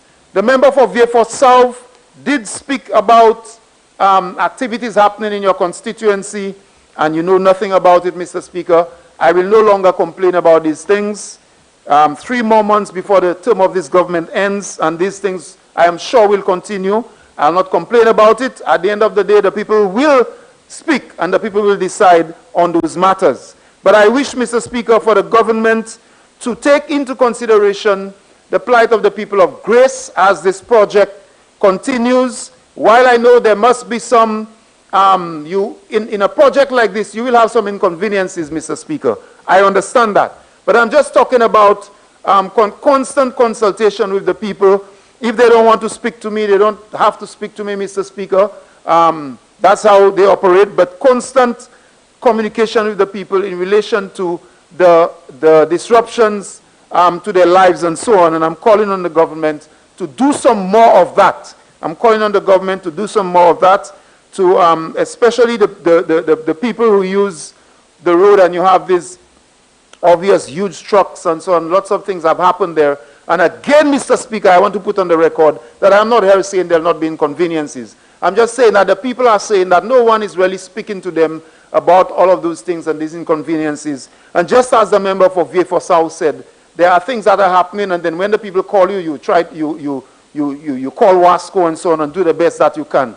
But it really should be, Mr. Speaker, in a situation like this, that the MPs are being spoken to or spoken with. Mr. Speaker, I simply wish to say that the project is a good project. The project is a good project, Mr. Speaker, and for people who want more information on the project, as usual in the politics, Mr. Speaker, people have come to me and said, Yokadisa Papo Jezo, whatever, and I refer them, Mr. Speaker, to the 264th meeting of the Caribbean Development Board on December 11, 2014, and there are so many documents that are available and activities that are available online. But that's not the point. The point is, Mr. Speaker, I hope for the benefit of my constituents that this project comes to fruition. And Mr. Speaker, this is another project which spans 2 governments, Mr. Speaker, another project which spans two governments. And when this government leaves office, there will be projects we'll have to decide on because, Mr. Speaker, as you know, they cannot finish the projects. Many of these projects that they've started, they cannot finish it in 3 months. Their term will end in 3 months, and so when they jump and say, oh, we're finishing projects that you started, many projects that you have started, you will not finish them by the 6th of June, 2021, and our government will have to deal with them. So, Mr. Speaker, I rest at this point. Just before I go, Mr. Speaker, to indicate to you that there have been some discussions between the chairman of WASCO and myself with regard to various issues, various troubling issues which I have brought to his attention. I must say, Mr. Speaker, on a number of occasions he has actually responded to my queries on a number of occasions. Some of them relate, Mr. Speaker, to the vexing issue of the Foncapesh water supply. And Mr. Speaker, while I have said publicly, and I have said many times before, what has happened with this project, and I note, Mr. Speaker, that there are developments in this project, and while they are playing their politics with it, the people know best. And Mr. Speaker, I urge WASCO to continue to do the best they can for the people. You can play your politics, but as long as the people benefit, the water project is a good project, and I am hoping, Mr. Speaker, that very soon the people of not only Vieux-Fort North, but the people of Vieux-Fort, and this water goes all the way to Labrie. A lot of the water in there goes to Labrie and the brewery and many institutions. That is the vision of the St. Lucia Labour Party and the member for Vieux-Fort South, Dr. Kenny Anthony. And I also wish to mention, Mr. Speaker, before I sit, the contribution of the cabinet members, and in particular, the former minister with responsibility for WASCO, Dr. James Fletcher, we call him Dr. Jimmy Fletcher, who played a pivotal role, Mr. Speaker, in this water project. I just want to put this on project. And of course, the member for Labrie reminds me of our escapades and our work with the community after Thomas in the Vielit area in Grace of Vieux-Fort North to deal with some of the same water issues when there was a disaster. So thank you, member for Labrie, and I wish to thank Dr. James Fletcher on behalf of the St. Lucia Labour Party, and I wish the project well. Thank you very much, Mr.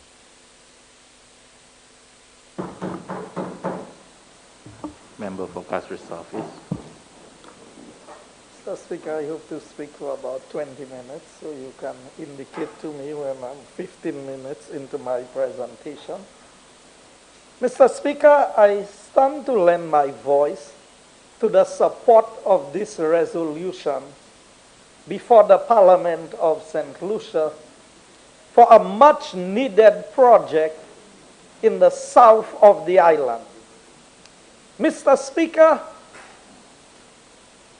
it is so evident how the tone of the debate and the discussions over the last 2 days have changed with this resolution that is before the Parliament at this point in time. So what is it that triggers the change that we are seeing, the tone of the members opposite? All of a sudden, Mr. Speaker, it's okay to borrow $21 or $20 million. It's okay to borrow $7 million US for a project. All of a sudden, there's nothing wrong. This money should go to the project. So, is there something special about Vieux-Fort that does not apply to the rest of St. Lucia? So as much as the people of Vieux-Fort need their water supply, don't my people in Bel Air need their roads? The people in Fromage and in Forestier, they don't need their roads?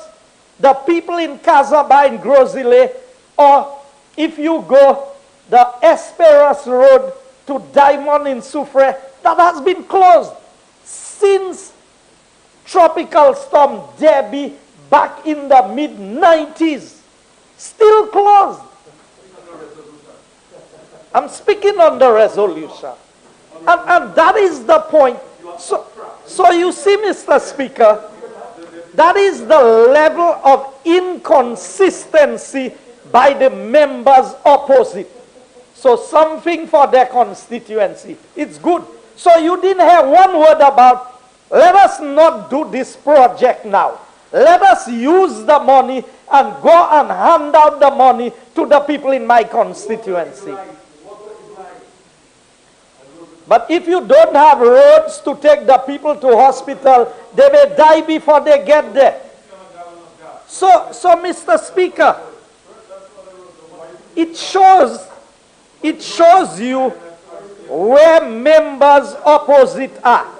And I've said to them, Mr. Speaker, it's not an issue for me. I fully support the project. I am 100%. But you know the difference on these two political parties that form the parliament? We are consistent on this side. Now, you had a debate about 3 months before elections. How disingenuous are the members opposite? Honorable members. Mr. Speaker, you know this project started in March of 2020 and we are going into another phase of the project. Now it is evident that even maybe some of the members of the Labour Party who are directly involved in the politics of it, they are not even aware of the magnitude of the work that has already been done on this project. This is not an election project, Mr. Speaker. And this is not a Labour Party or a United Workers' Party project. This is a project for the people of St. Lucia. That is the difference with governance on this side. We do things for the people, not for the politics of it. The politics will come naturally. The people knows who is capable. So I heard them. You got a loan approved in what year? 2014. You just, the member, no, at the board meeting of the CDB in 2014 is what he presented by his own words. 2014, 2015, you couldn't get the project moving. But today on the earlier resolution, we were able to get the money approved from a bigger and maybe an institution that has more red tape to go through. And now that facility is being approved in the parliament. Now, Mr. Speaker, sometimes you don't want to go back there and deal with all these nitty-gritty things. And everybody want to come and claim project. Labour Party project, Flambeau project. So the money came out from the pocket of the Labour Party. Mr. Speaker, these are projects for the people of St. Lucia. The member for Labrie brought up the issue of the Roseau Dam and the desilting. Really, Mr. Speaker? You know how many years they collected the levy? Pa yon chouyete. Yo tiye an dam la Roseau pour tout temps yo fan gouvernement.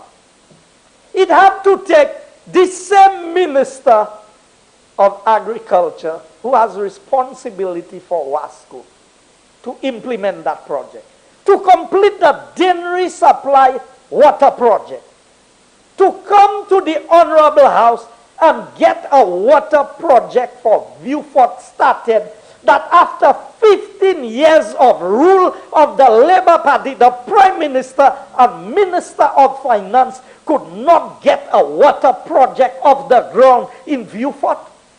15 years. So at what point? Now can you imagine if UWP was not in office? Would that project have started? And then he's talking about the member for, they are talking about, so the administrative center, you just said water is life. But you don't think that the Wasco office and the proper facilitation for the workers is as important as anything else in Viewfort. Now let me give you a little background history, Mr. Speaker. From the years of the UWP, the Grace Woodlands project had been in the discussion. Since when Sir John was the Prime Minister prior to 2006, the Labour Party came into office. A Prime Minister, and look at it, Mr. Speaker, let's put that in context. The bedrock of the Labour Party is in these three areas that we are talking about. Three MPs, Viewfort North and Labrie, as far as I know, have never changed their allegiance to the Labour Party. Viewfort South may have changed once or twice. You have the hierarchy of the party coming from an area like this. And look at the situation in Viewfort. When it rains, they cannot get water. And when there's sun, they cannot get water. And you sit as Prime Minister for 15 years, Minister of Foreign Affairs, and Minister of Agriculture, Forestry, and Lands. All of these years, and y'all could not get a water project going for your own constituency. And you talk about, no wonder it's only now they want to put the people first. How can it be that how can it be that a Prime Minister who holds the purse strings of government, as we would say it, Mr. Speaker, could sit comfortably? And let me tell you what has happened. So you know why when it rained, they couldn't get water? Because the water gets dirty, and it is the treatment plant they have could not work. Ask the member for Labrie. He should know, oh, not the member for Labrie, the member for Castries East has been around long enough. Yes. You've been there 5 terms. So, in 2001, Mr. Speaker, ask them under their watch what happened. They ordered some kind of treatment plant that was not suitable for the tropics. Yes. All the things they want to tell us. And ask them, this thing, it worked for a few months and then broke down and they couldn't fix it. And it's a whole set of problems. Wasted money. I don't blame the ministers for that. But don't come, because they are technical people who are responsible to guide the ministers as to what should happen. And I want them to bring the report here as to what transpired with the treatment plan that they had ordered in 2001 for the Viewfort Water Project. Because you see, I've said, Mr. Speaker, don't come to this house and pretend as if people don't know what has happened. We know what has happened under your watch. So you could not get a water project going. And it brings me back to all the arguments that you all were having. Somebody spoke about faith earlier. And I have it written down. Hebrews 11:1. Faith is the substance of things hoped for and the evidence of things not seen. Now that's a government of faith. They talk about things that you never see. This is a government of works. We produce, and that is why under the watch of the present minister responsible for Wasco for almost a whole year, just a few days from a year, this project has been ongoing. I have gone up. I have gone, Mr. Speaker, to Grace to see the extent of the work that has been done there, to see all the pipelines that have been run. And look at it, Mr. Speaker. I heard the member ask, is that additional $7 million for cost overruns. They don't even know that the scope of the project that they had envisaged was inadequate. And it, because that wasn't stated. I asked a question. What was it for? Mr. Speaker, if you are representing an area, you ought to know. So the minister now had to come in, revise the project, and bring the project up to standard to meet the development needs of Beaufort. So, Mr. Speaker, it clearly tells you that, you see, just like St. Jude's, they never knew what was happening at St. Jude. Now he asked me to give him the price for the project we're doing there. Can you give me the price for the one you are doing? And I will yield my space to give you the opportunity to tell me. You said all we needed was chemical.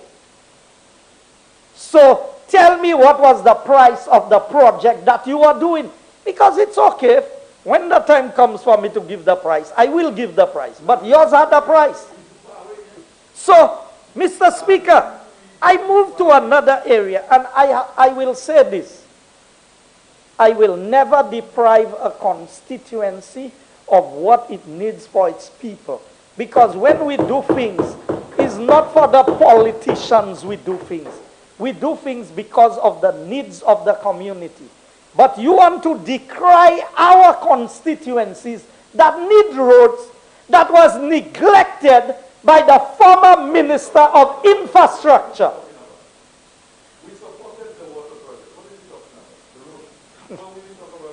Mr. Speaker, I am drawing an illustration, and the member for Labrie may be flying too high today, so he cannot keep track with the ground. But I'm on the ground. So what I'm saying, Mr. Speaker, if you had 15 years to implement a project and you did not do it, and you see other people doing it, just keep quiet. That's the least that you can do. And that's why we just said to them, the three of you could have said 6 words. Thank you, thank you, thank you. That we are doing what you could not do after all of these years. If you couldn't do it in your constituency. Now the member for Beaufort South, he has left. I know he lives just down in cul-de-sac there. I don't know what. No, but I told him that. Mr. Speaker, there's no issue of borrowing. But the inconsistency is what I have a problem with. So all of a sudden, this morning for the last 2 days, we have borrowed almost $500 million, and we're doing this and we're doing that. But all of a sudden, another 20 million is no big deal. Because you remember when the Dennery Water Project came inside here, what one of the members said? It could be 100 million, we would support it.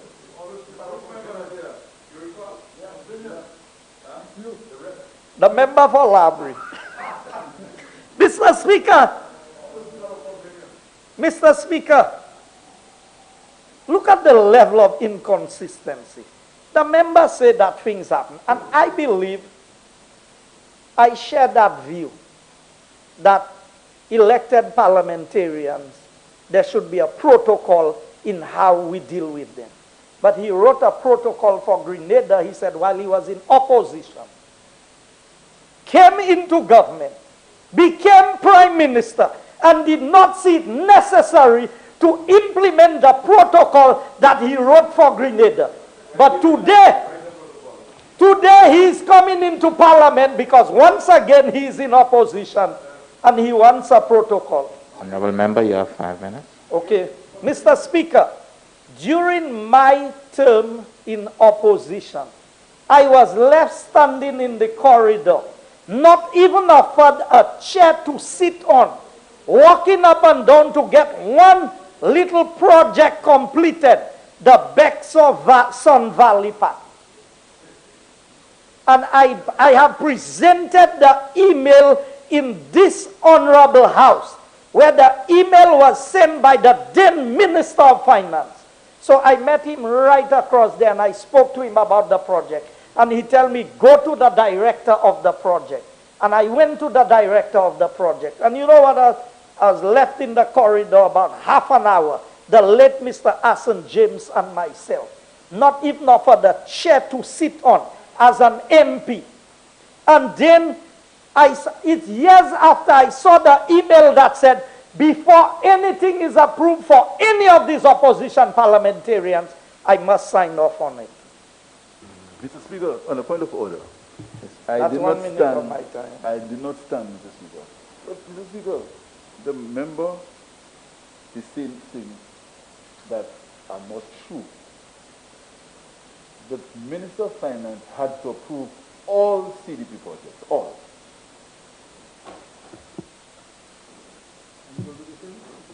So what did I say, Mr. Speaker? I said the Minister of Finance said. So he could have told me that when we had the conversation there. Why send me and stand in the corridor for more than half an hour waiting for a project? And I agree that there should be protocols. If you're not doing something for me, just tell me, don't waste your time. We are not doing anything. It's okay. I understood that I was in opposition.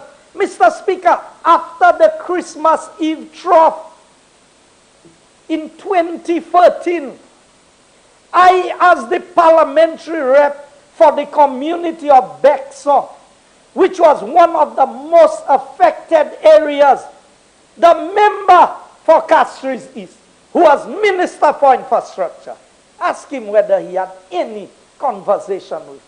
I was on the ground. We needed more equipment. When I spoke to the engineers, you know what the engineers told me?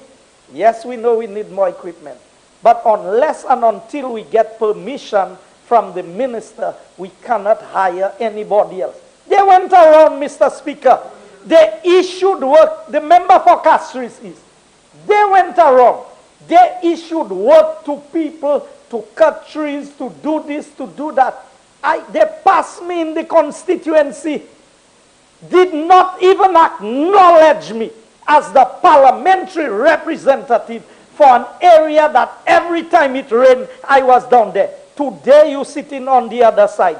You want to come to the house and present yourself as if because you are there, it ought to be different. You've had free opportunities to do it different. The late Louis George was on his feet standing when you all closed the session of Parliament on him and left. Mr. Speaker, that is the track record of the members opposite. But I want you to know that we have never looked at areas on the basis of who they voted for. We have done the work that is necessary. As the member for Castries East, who did all the roads in Independence City and Entrepot? Did you do it, or did the United Workers' Party do it? And show me which road you did in Castries Southeast during the 5 years you are Minister for Infrastructure. Show me one road that was repaired in my constituency under your watch for 5 years. So you see, Mr. Speaker, the record speaks for itself. And we must come to the realization that all of us, at some point in time, will be on different sides of the fence. And so, Mr. Speaker, I don't come and pretend inside here that I'll give you everything you want. Mr. Speaker, when I was Minister of Communications and Works, when we were doing stimulus, we were allocating $60,000 to the opposition and $100,000 for the members of the government. I can show you the record. Mr. Speaker, the member for Den Castries South, Robert Lewis, came on television. It's in a news clipping saying that it is unfair that the members of government gets $100,000 and all of them are taxpayers and the opposition is getting $60,000. You know, when I became in opposition, what I tell them? Give me a quarter. Give me projects amounting to 1/4 of what I used to give you. which is 15,000 EC dollars. Not even that I got from from my constituency during the years that I spent in opposition. Now, Mr. Speaker, two wrongs never make a right. And that's not the point I'm making. But when you repent, come and say that you have repented and you will do it differently. Time is up, Minister. The reality in closing, Mr. Speaker, is that we believe in the people of St. Lucia. And it does not matter whether you live in a constituency on the government side or on the opposition side. We are fixing roads in all constituencies. We are building water projects wherever they are needed. The street lighting program is going to all constituencies. And so, Mr. Speaker, that is what differentiates this side of the House from the members opposite.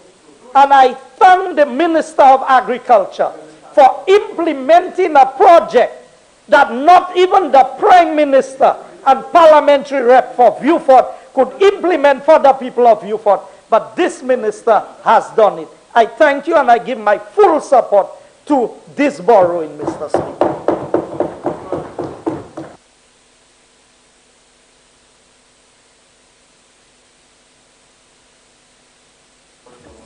Member for Barbara. Allow you to speak up, please. Because you'll have questions to answer. Speaker, I can speak from here, right?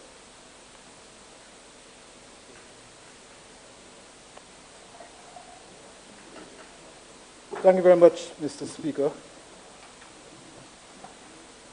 Mr. Speaker, it's unfortunate that the member for Viewfort South did not have the time to stay in this honorable House to hear my rebuttal as it pertains to some of the questions he asked. But I'm sure, like he advised the member for Library, that he will review the tape, and I'm sure he would hear the response that I'll be given. Mr. Speaker, I really thought that the members from the South, namely Library, Auger, Viewfort North and South, would have just stand up in this honorable House and recognize the effort that we are doing in completing this project.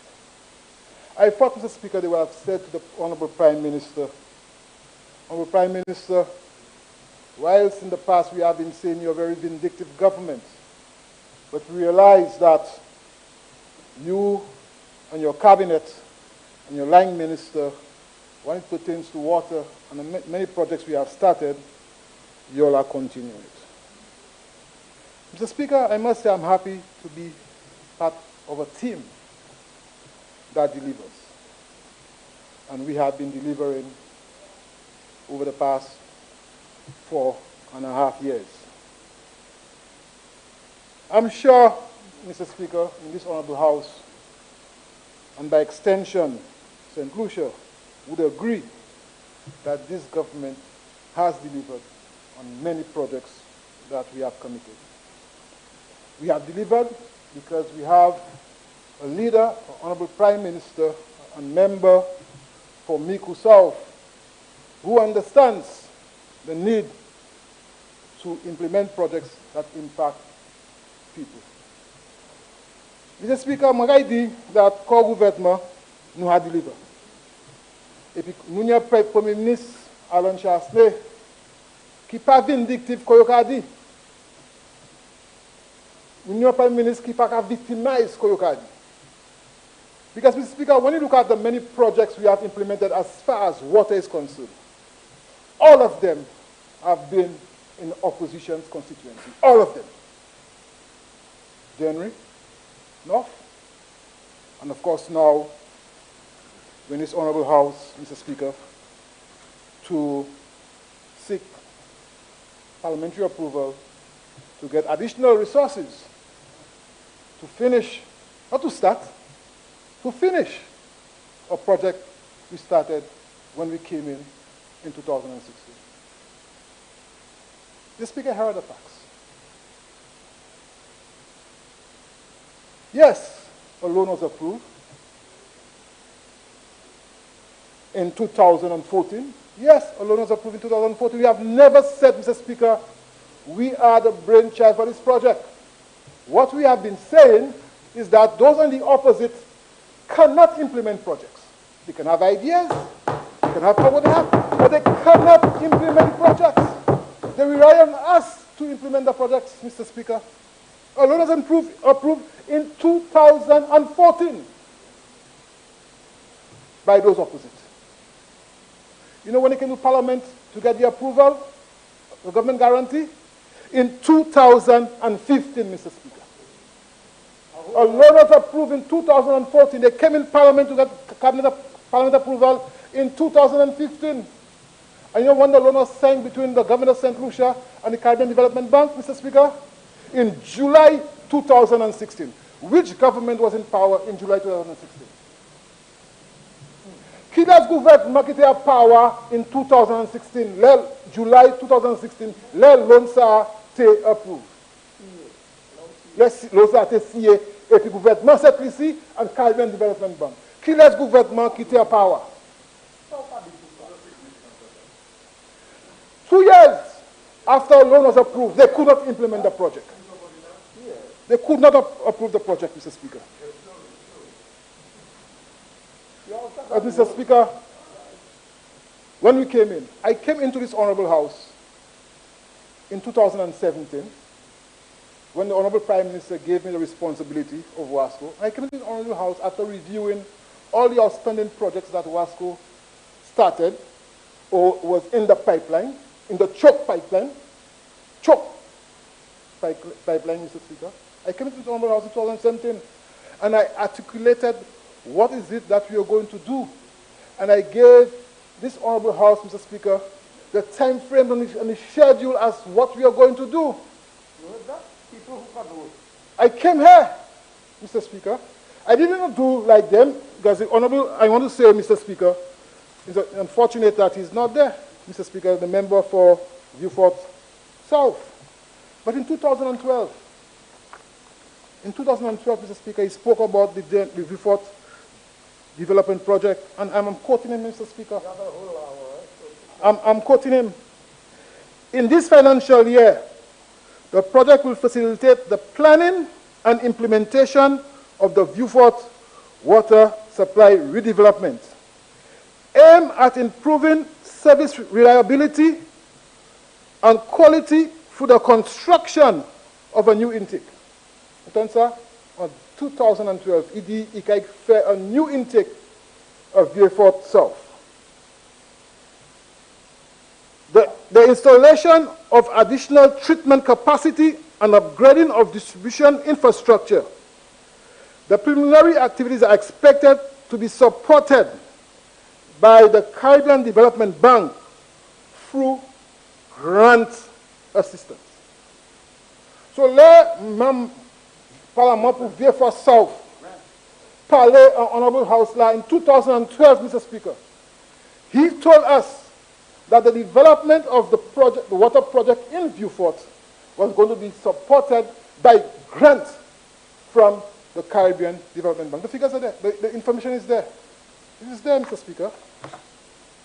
And every year afterwards, 2013, time will not permit, Mr. Speaker, 2014, 2015, Mr. Speaker, every year you will come to this Honorable House and the same refrain about Beaufort, about the Mabia Valley, about John Compton Dam. Every year, Mr. Speaker, you will come in this Honorable House and the same refrain.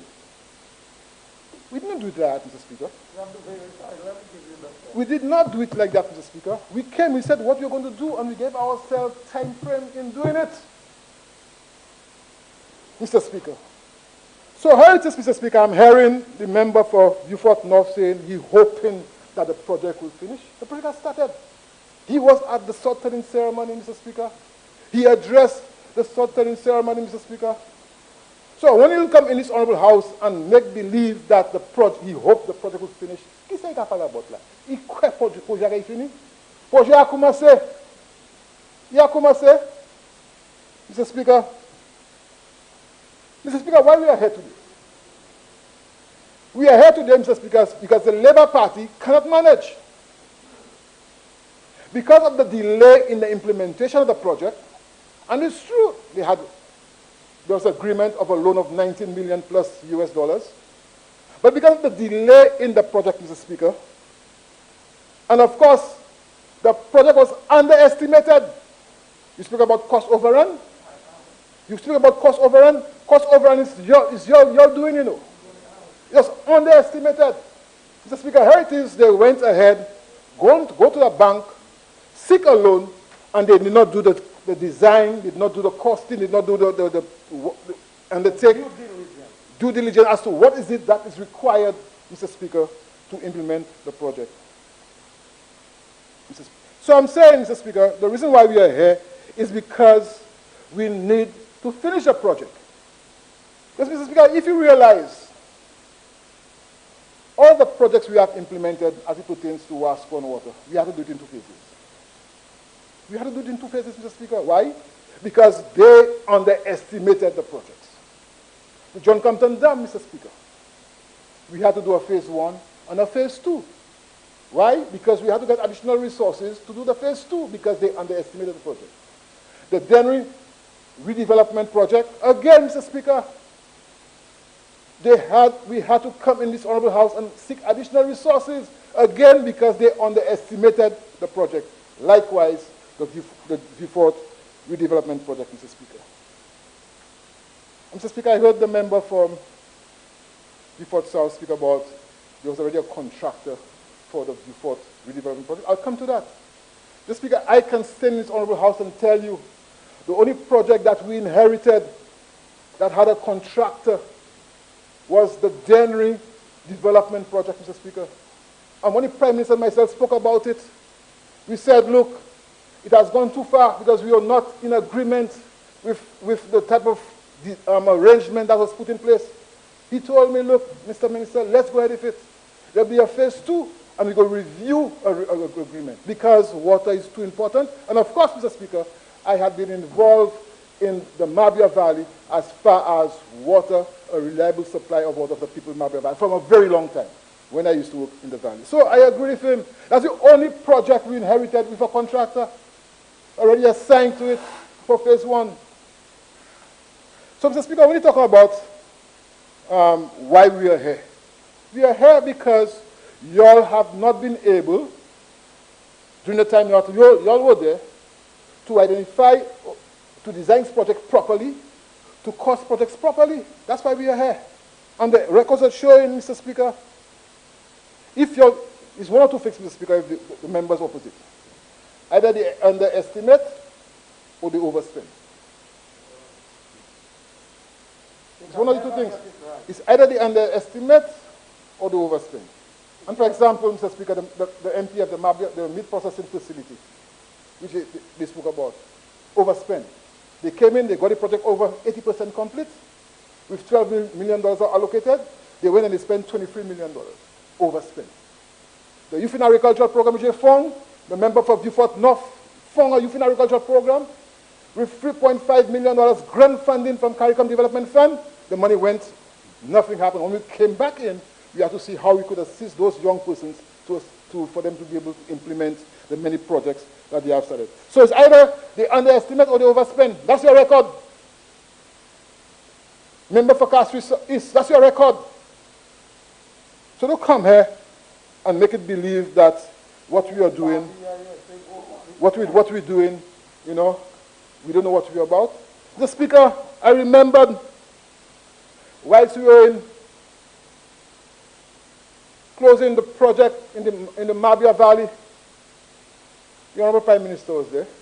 I don't know if you were there, Mr. Speaker, as a member of the community.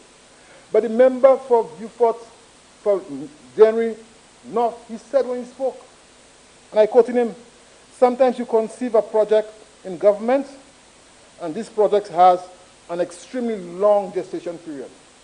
So when I'm hearing the member for Library saying in this Honorable House today that we are implementing project because elections round the corner, is that true? They don't know what they're about. Sometimes they say we're not continuing projects they started. We are vindictive, we are victimizing them. When we are doing it, they say election projects. So, what do you really want? What do you really want, member for constituencies? Tell us. What do you really want? So, Mr. Speaker, the reality is, after we did our necessary consultancies, we look at the scope of work that needs to be done,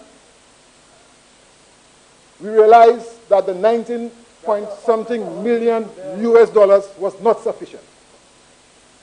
So as a ministry and as an organization, since the money was already approved, we agreed to go for phase 1 of the project, Mr. Speaker. And the phase 1 of the project, we spoke to the Honorable Prime Minister, Minister of Finance, and he said, Mr. Minister, I'm going to give you all the support that's needed because we need to finish that project. Based on the plans we have for Vieux-Fort, based on the redevelopment plans we have for Vieux-Fort, water is critical, I'm going to give you the support. And I want to thank the Honorable Prime Minister. And that is why, Mr. Speaker, the total cost of the project is 27.053 million US dollars, or not 19 point something million dollars as it was approved during the time, Mr. Speaker. Mr. Speaker, I want to say that we have started the project, like you heard from the member from Castro's office. Phase 1, I am sure you remember, Mr. Speaker, I came into this honorable house and articulated all what we are going to do for phase 1. And I'm happy to hear the member from Vieux-Fort North spoke about a lot of the components of phase 1 is happening in his constituency. But Mr. Speaker, you know, in 2013, Mr. Speaker, the Labour Party government took a loan from the Caribbean Development Bank of 9.8 million EC dollars to undertake water improvement projects. And one of the components of that project was a grace treatment plant. And like you heard from the minister, $6 million is dépassé to construct the grace treatment plant. $5 million, and it never worked. The member from Vieux-Fort North is not aware of this? In grace. It's just that we're going to try and improve it based on what we are doing there, because phase 1 of the project is to rehabilitate the existing intake and grace treatment plant. $5 million. Vous parlez about l'argent qui a dépassé, l'argent qui a gaspillé. Le gouvernement étoile prend $5 millions pour faire un treatment plant of grace. Up to now, c'est Jean Grasse là, pas qu'à Hamburg. They can't get a reliable supply of water. We are going to fix it. We have started the process of fixing it. That's what we're there for. That's what we're good at. Fixing problems, implementing projects on a timely basis within budget. That's what we're there for. That has been our track record, Mr. Speaker. You know, Mr. Speaker, so like I said,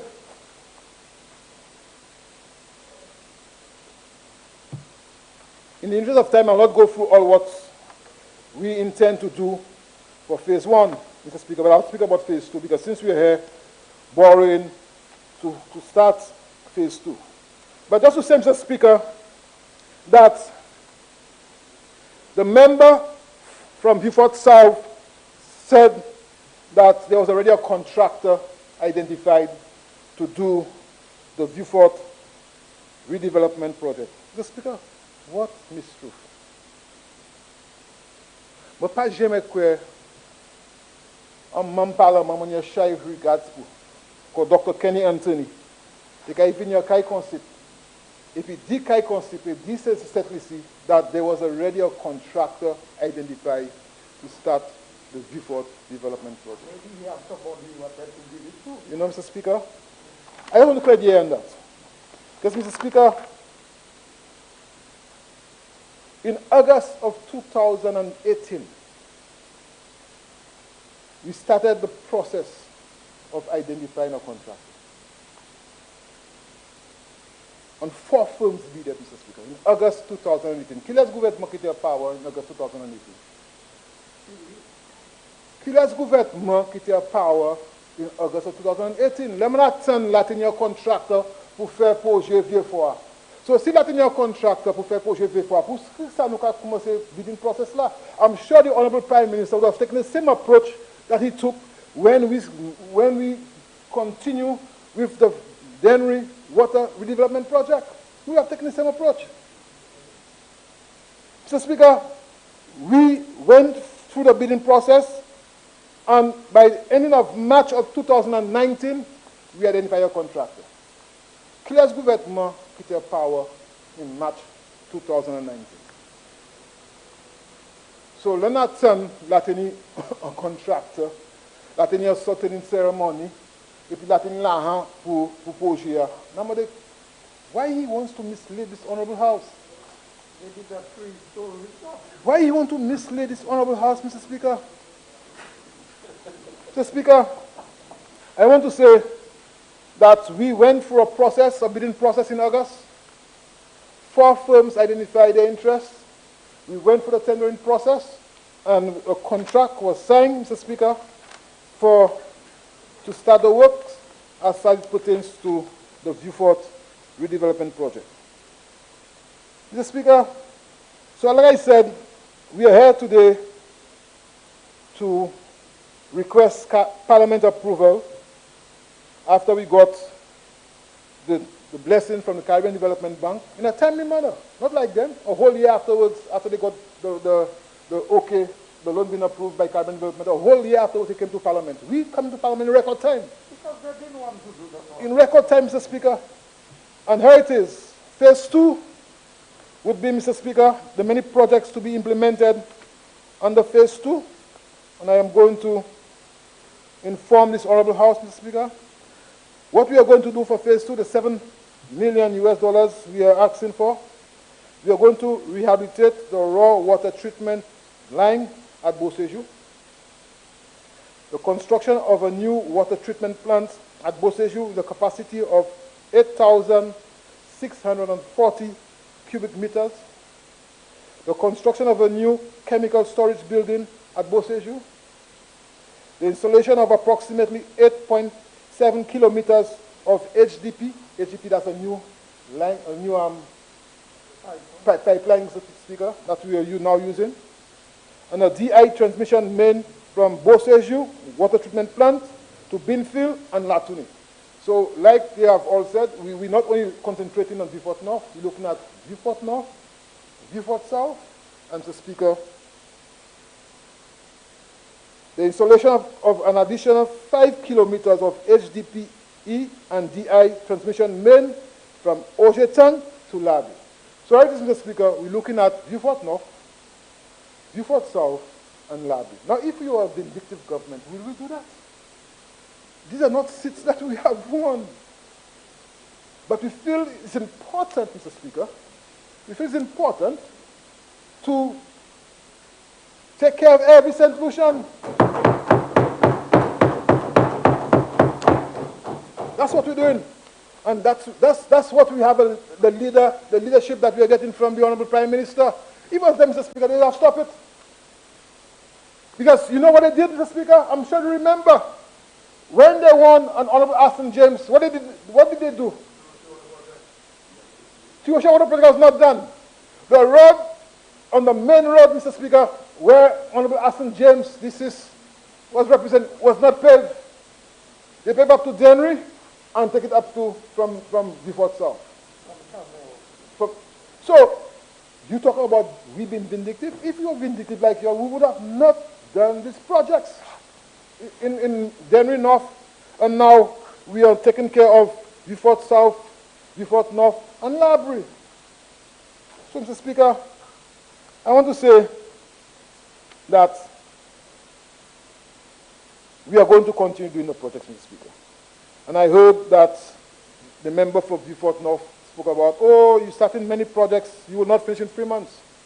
we'll not finish in 3 months, but we'll finish it after 3 months. Because we're going to be back here to finish it.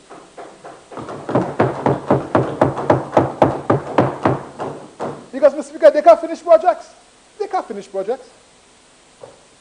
They got St. Jude's, they didn't finish it. They got the MPF, they didn't finish it. They got the airport, they didn't finish it. They got the youth in agricultural project, they didn't finish it. You got, OK, EU, you pas fini. You pas fini projet. So, c'est moun set li si pa kay bay opportunity pour venir encore pour pas fini projet. You pa kay bay opportunity ça. Because the track record is showing that they can't implement. You can't implement. All they can do is talk and talk and talk and criticize and oppose. But you cannot implement projects. Here is the team of men and women on this side that can implement projects. So when I'm hearing that we're not finishing 3 months, we're not looking at 3 months. This Honorable Prime Minister said we are there, we are thinking further than 1 term. That's our vision. The new St. Lucia cannot be accomplished in 1 term. We have started. Unfortunately, COVID has put us back. But we are going to continue. That is what we are doing. If you realize what was happening before COVID, we are right on our way in accomplishing that vision. So the people of St. Lucia will not look at and say, oh, at this point in time, I'll bring back labor. What? Bring back y'all? What y'all have to offer? Y'all good where y'all are. That's where y'all good. And of course, you're going to lose some more seats. So you might stand alone.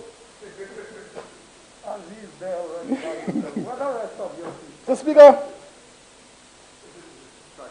we heard that Wasco is on a good footing. Wasco was on a good footing. Let me say, Mr. Speaker, on the leadership of my board, Mr. Dembo, we have been able to bring Wasco finances up to date. We have been able to bring Wasco finances up to date. We have been able to do all the auditing of Wasco finances. And we have been able to implement AGMs. You all never did it. So we're not talking about Wasco. You don't talk about Wasco? We are the ones, right now, people have a more confidence in Wasco because things are happening in Wasco, Mr. Speaker. Mr. Speaker, I want to tell you that we are working. We not come to this Honorable House and tell you the same thing every year. Whenever we come to this Honorable House, we show progress. We talk about consultancies. We spoke about going for the bidding process. We spoke about negotiating, getting the loans. We spoke about identifying a contractor. That is progress, Mr. Speaker. That is how we operate. That is how this government operates, Mr. Speaker. So, Mr. Speaker, I want to say, like I said, time will not permit because we have this on your ruling. But we'll speak more about the many projects that we are implementing, including Wasco. And I want to make a public pronouncement just because I heard in visiting constituencies and not informing the Parliamentary. I'll be going out with my Wasco team tomorrow, Mr. Speaker, to see all the projects that we have started. Either those have been completed, John Compton Dam, the building, and of course, the Vieux-Fort redevelopment project. So I'll be in Vieux-Fort. I'll be in Vieux-Fort South, Vieux-Fort North, and Labrie tomorrow, Mr. Speaker. I'm sure if any member of the respective constituency wants to accompany me, I have no problems in that, Mr. Speaker. So, Mr. Speaker, I want to say that I'm happy that I have a team that has been giving me support, the Honorable Prime Minister and my Cabinet Minister, Mr. Speaker. And of course, I have a team of Wasco that are delivering under trying times. The chairman, the board, the management, Mr. Speaker. And I want to encourage them to continue implementing, Mr. Speaker. And as long as we're working together, we are going to be able, Mr. Speaker, to finish the many projects that we have started. And I have no doubt that the people of St. Lucia would express their satisfaction in the work that Wasco has started and the work Wasco is doing, Mr. Speaker. Thank you very much.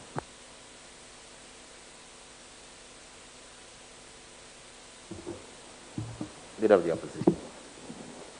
Thank you, Mr. Speaker. Mr. Speaker, This government doesn't cease to amaze me. They are the best government in the world. They've made no mistakes. They've found nothing. They created St. Lucia from nothing. They found a country that was in tatters. Nothing was happening. There was nothing, and they came with their magic, and they created everything. Mr. Speaker, I don't have any time, but I want to just go into the historical background when this government speaks. And they come and they always accuse people of misleading the public, and they jump up and they get Mr. Speaker, each one of them, two of them in particular, make the point, you were there for 15 years. Mr. Speaker, look at the historical record of governments in St. Lucia. From 1964, and if you want, we can go back to adult suffrage. From 1964 to 1979, the United Workers' Party. 15 years. From 1979 to 1982, the St. Lucia Labour Party. From 1982 to 1997, the United Workers' Party. 15 years. You can do what you want. You can nod, you can shout. You know, Mr. Speaker, they cannot stop the historical record. And I am going to speak about the historical record because come then they're self-righteous. They're good. They're the best. Never make a mistake in their life. They make, if you heard them, Mr. Speaker, you think they are guys who commit no sins. They have what the Catholics call mortal and venial sins. They haven't even committed a venial sin. They're righteous. They do things well. They do things in all constituencies. They're not victimized. They're not vindictive. They are doing all sorts of things. They did things of parliamentary. Mr. Speaker, the historical record. Historical record. From 1997 to 2006, the St. Lucia Labour Party. From 2006 to 2011, the United Workers' Party. From 2011 to 2016, the St. Lucia Labour Party. 40 years of United Workers' Party rule. 40 years of United Workers' Party rule and 18 years of Labour Party rule. That is the history of government in St. Lucia.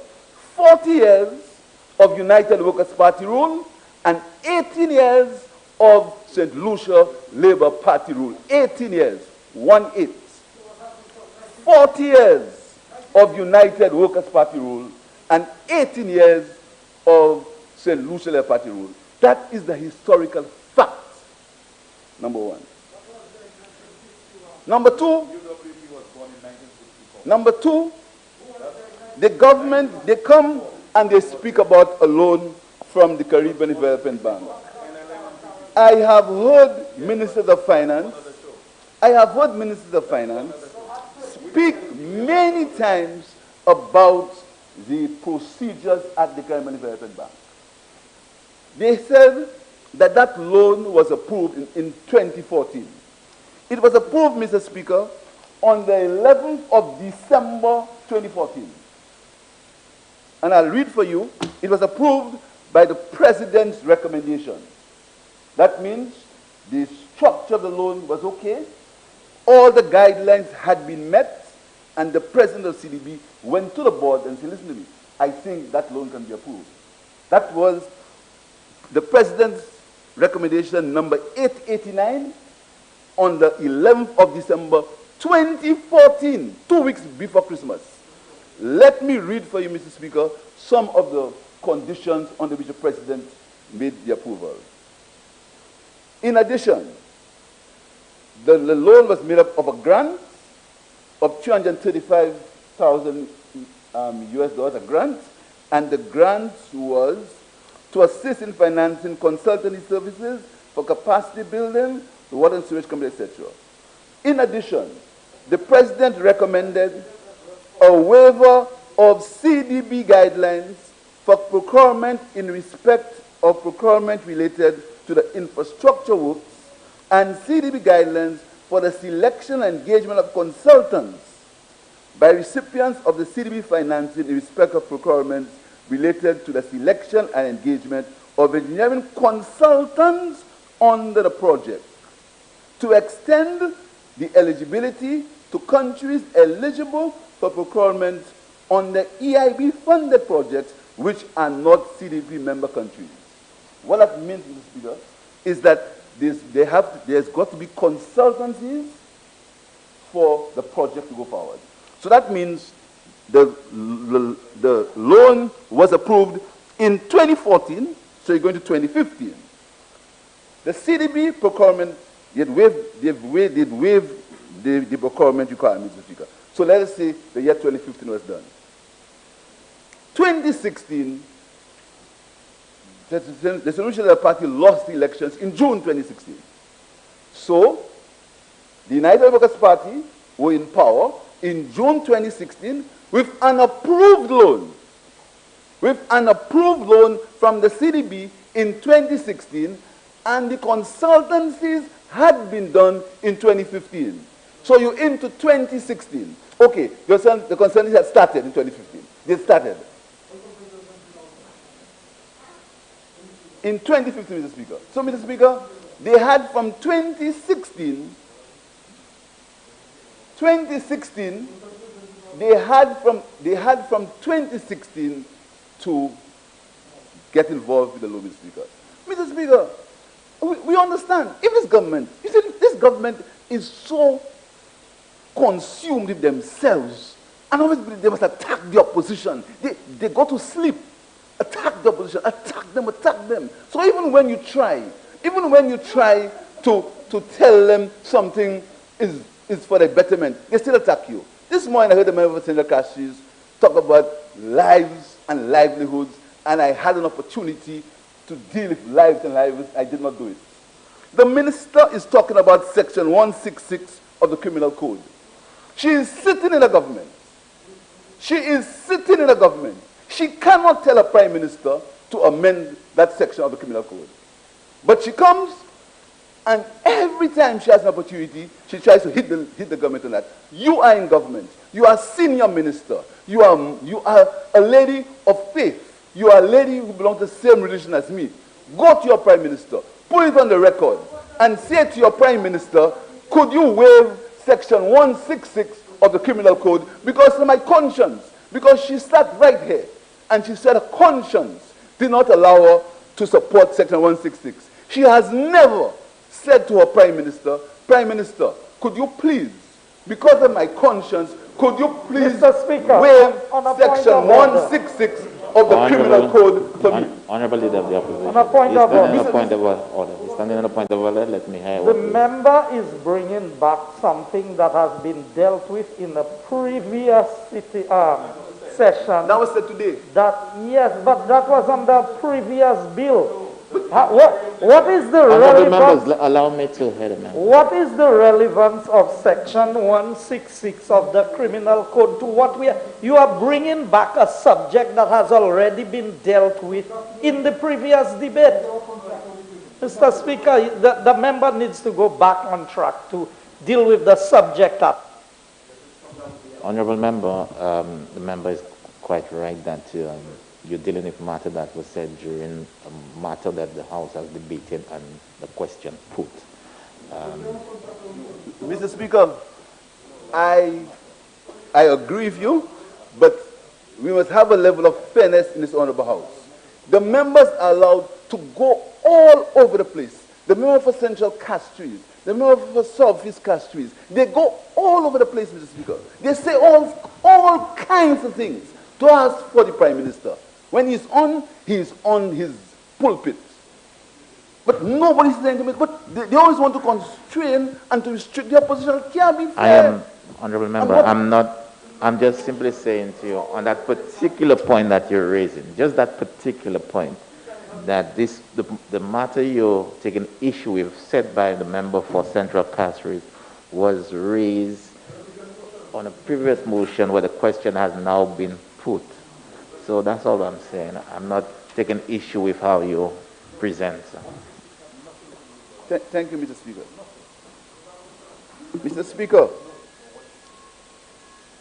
this government, these members of parliament, they never have the grace, they never have the magnanimity to say, listen to me, we continued something that you started, we made adjustments, we made changes. Mr. Speaker, the member speaks about, a while ago, about parliamentarians.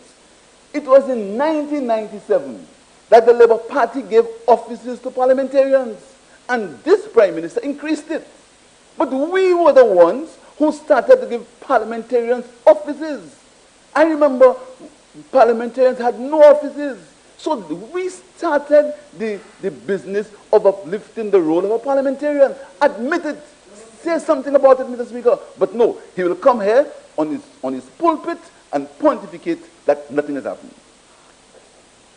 So, Mr. Speaker, these gentlemen, Mr. Speaker, they contradict themselves at every point, every step of the way. And they are the first ones to cast stones. They are the first ones to cast stones and aspersions at people. They speak about depriving people of their constituency. Mr. Speaker, I am not saying that without understanding that we are politicians. And politicians want their constituencies to do well. That's the nature of politics. The politics is competitive. But don't come and be self-righteous. I came here and I begged and I pleaded for them to put water, we're talking about water now, in a facility in the George Charles Boulevard. They laughed at me, and all the surrogates went on social media because I asked that the people in the boulevard who have been deprived of water, not because of their own condition, the fact that the terrain in the boulevard cannot sustain toilets for now. We began the toilet, the upliftment, but we had to supplement it. And the same CDB approved for a public facility in the boulevard. I begged. Exactly. You understand what you see? That is what they speak about water, Mr. Speaker. But the people in the boulevard cannot wash their hands because of COVID. And they refuse to do it because they want me to suffer. And they speak about depriving constituents of things, Mr. Speaker. Mr. Speaker, this government, they speak about the motion, but there's something in that motion that I would like the Prime Minister, the Minister of Finance to explain. Is section C of the motion, page 2. It says, to insert a commitment charge at the rate of 1% per annum on the amount of the ordinary capital resources portion on withdrawn from time to time and which accrues. In the case of the loan agreement, from the 16th day after the date, 60th day after the date of the loan agreement, and in the case of the amended loan agreement, from the 60th day after the date of the amended loan agreement. What the CDB is doing is they are inserting a commitment charge if the process do not happen at a particular point in time. So the CDB itself understands, Mr. Speaker, that we must hasten must expedite these projects. So it is in this loan agreement, Mr. Speaker. Mr. Speaker, all I want to see is that we need to have a full debate on the desilting of the Rosa Dam. Not tidbits, a full debate. We need to know what has happened, why there has been a cap on the cost of the desilting. We need to have a full debate, Mr. Speaker, and I am not casting any aspersions. I'm just asking for full debate. I'm just asking that all the information be given, why a cap had to be placed on the cost of desilting. We just want to have a discussion. But, Mr. Speaker, this government, they believe that hype and PR and shouting people down and going on their favorite radio stations and maligning people will save them, Mr. Speaker. Mr. Speaker. Honorable member, you should be wrapping up now. So. Mr. Speaker, Mr. Speaker, when members opposite say that the project is a good growth project, the minister for, what he is? Minister of everything, Minister of Economic Development. What he says instead is, oh, instead you're complaining, just take it with grace. Just take it with grace and say yes, that at last the opposition, we have agreed that a project is necessary and is good. So but I would sit and admit, I came here and you're doing, Mr. Speaker, that's not my project. That's the mistake you're making. That's the project for the people of St. Lucia, for both the people in yellow and the people in red. It's not my project, Mr. Speaker. Mr. Speaker, you must be a little more magnanimous. Have a little more grace in the politics. Have a little more grace. Behave. Honourable member. Mr. Speaker, I'll end now, Mr. Speaker. Mr. Speaker, this government doesn't fail to disappoint me. When you expect this government, when you come to this honourable house, hoping that you will have a day when you can discuss issues, when you can deal with serious matters, get proper information, come to a consensus, this government falls in the same trap, attack. The time will come, Mr. Speaker, when this attacking will come to its logical end, because the people of St. Lucia will decide what is right and what is wrong. And I always have my trust in the people of St. Lucia, not in the trust, not in talk and in threats and in hype and in propaganda and in smooth talking, but in the people of St. Lucia. I thank you, Mr. Speaker. Prime Minister.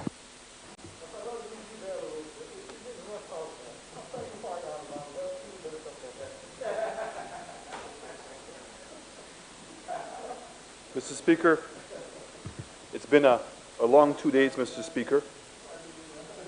I'm very grateful that after 4.5 years that we've been able to get some support from the opposition. But as it's been pointed out, that it's a little bit too little too late, Mr. Speaker. And Mr. Speaker, the member or the leader of the opposition, I think summed it up very, very well, where he talked about that members on this side are constantly attacking members on his side. That's not true. The fact is the members on this side are working, and the work that we're doing is what is attacking them, because it's showing, Mr. Speaker, it's showing them up. And Mr. Speaker, you know, you can present facts whatever way you want it, but the facts don't change. So you're telling me, Mr. Speaker, it's through your own admission that the loan was approved in December of 2014. And a whole 1.5 years went by. Now, I want to bring that up because this is really the issue at hand and what the fundamental difference between members on this side and members on the opposite side are. And you know what it's called, Mr. Speaker? A sense of urgency. A sense of urgency in understanding the importance of these projects to the people and to the development of our country. And that when you're given an opportunity for an international financial institution that's willing to fund it, it is left to you to push to get it executed, Mr. Speaker. And that's the problem, is that continuously we come back into government, whether it was during when Mr. King was Prime Minister, or now that I have the privilege of leading this government, that their money is there. It's not been the issue. The issue is the drive and the understanding of the sense of urgency. So when you talk about the South, Mr. Speaker, you think that we're going to cut our nose to spite our face? Mr. Speaker, Minister from Choiseul, the 2 ministers from Micoud, we know how important it is to be able to develop the Vieux-Fort Basin, to generate jobs. That young people don't have to leave the South, Mr. Speaker, to go up north to find a job. So the water project is part of an overall campaign and strategy to develop the South. So it's water, Mr. Speaker. It's the airport. 5 years, Mr. Speaker. They couldn't get it off the ground, Mr. Speaker. The St. Jude's Hospital. They keep talking about how much they care about the people of Mr. Speaker. The same minister, the member from Laborie, drove by it every day. He was in cabinet once a week when he was not flying. Did he bring it up as a sense of urgency, Mr. Speaker? Did he bring it up? Did he bring it up? Did he bring it up? Did he stay on anybody's case, Mr. Speaker, to make sure the project was getting done and the sense of importance, Mr. Speaker? The same way, Mr. Speaker, they talk about, you see, people only can say things that they know of themselves. When they talk about elections, they were deciding to build an administrative building in the South, Mr. Speaker. For what, we don't know. But in such a haste, that's when they had the sense of urgency, Mr. Speaker. So it's not to say they don't know about it. It's when it's who it's going to benefit. So they were in such a rush that NIC was given to do the project. They never even transferred the land into NIC and had not even received any planning approval, but the contractor had already been awarded and work had already begun. So where was that sense of urgency to get the water project done? Where was that sense of urgency to complete St. Jude's? Where was that sense of urgency to get the airport project done? Where was that sense of urgency to fix up the schools? Where was that sense of urgency, Mr. Speaker, in understanding that the dump that they had come to the end of its life?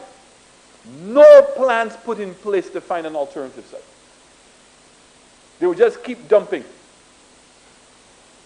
Now that the government has found a solution through an incinerator where we're not going to have to depend on having to use landfill sites, and environmentally friendly, and the ability now of reducing on the cost of transportation in order to allow now sites to be closer to communities, in order that we can collect garbage on a more regular basis, you want to go and find fault. That's the problem, Mr. Speaker. Is you come to the House and members on the opposite side want to now criticize work getting done. You're coming here in the middle of a crisis. Instead of looking in the mirror and reflecting on your own actions during last year and your decision to go and have a march. Oh, there we go again, Mr. Speaker. You see, Mr. Speaker, if you believe that if you repeat something often enough, it becomes the truth. The members are still persisting on the other side, despite the fact, Mr. Speaker, that the evidence has come out that there is oxygen at the Victoria, and it's always been there. So, Mr. Speaker, I want to say to you that action speaks louder than words. If we go to Soufriere, 4 terms Labour Party had been elected in Soufriere. 4 terms. And you know what I found in Soufriere? Is the places in Soufriere that supported them the most is the places they had the least amount of development. But we've come in, Mr. Speaker. The same thing that a member from Soufriere had indicated to the member from Castries East, and saying to him that by this time that Marsha should be a city within a city. That is what he has done now in Soufriere, because new development has become a city within the city. When I see the quality of the track and the football field and the stadium he's built, in the process now of the waterfront development, people in Soufriere can go to the beach and there's a washroom to go and take a fresh. They don't have to go in the ocean anymore. They went and fixed up the schools. The Soufriere Comprehensive School had no doors. Washrooms were a disaster. But, Mr. Speaker, this is the party that says they put people first. But there's no sense of urgency in delivering on anything that they were doing. And that's the difference of members on this side. And yes, we believe we have not even come close to accomplishing what we have because we have a clear vision of where we want to take this country. And it has to be a country that benefits every single St. Lucian. So when you say that we went and fixed up schools, it's not for United Workers' Party's people. It wasn't for people in our own constituencies. All over St. Lucia, we fixed up schools. In putting in water, in fixing up roads, in fixing up healthcare centers. Who goes to the hospitals? Only Flavos? Everybody goes to the hospital. Who's using the playing fields? Everybody is using the playing fields. When I go to Soufrière now and I see people under a proper bus shelter, I see the same people who are vendors now in the market. The same thing in Castries redevelopment. But Mr. Speaker, I don't expect them to understand that. Dennery South, the drain that has been there for years, that has been mosquito infested, causing flooding in the town. How come you all could not get it done? You care so much about the people. Why? Why can't you fix the feeder roads for the farmers? You want to talk about how you love the farmers? Where's the evidence of that? Because you say so? Where's your investment into these things? And you know, Mr. Speaker, the one that really causes me the greatest amount of laughter is because they don't understand how to respect people. They don't understand that the member from Castries Central, you are allowed as a party because she believes in democracy. All she wanted was the opportunity to voice her own opinion. On many occasions, the same member has come to cabinet and she has not supported things that we're going to do. But the men and women on this side respect the opinions of all of our colleagues, and we will sit and listen. And I have to say, Mr. Speaker, that there are times I've gone into cabinet with a very firm mind as to what I would like to happen. And after listening to her, Mr. Speaker, the Prime Minister has absolutely no idea what happened in our cabinet. He cannot say that the member for Central Castries was not allowed to speak in the cabinet. He's speculating, and his speculation, I'm afraid he's misleading the House.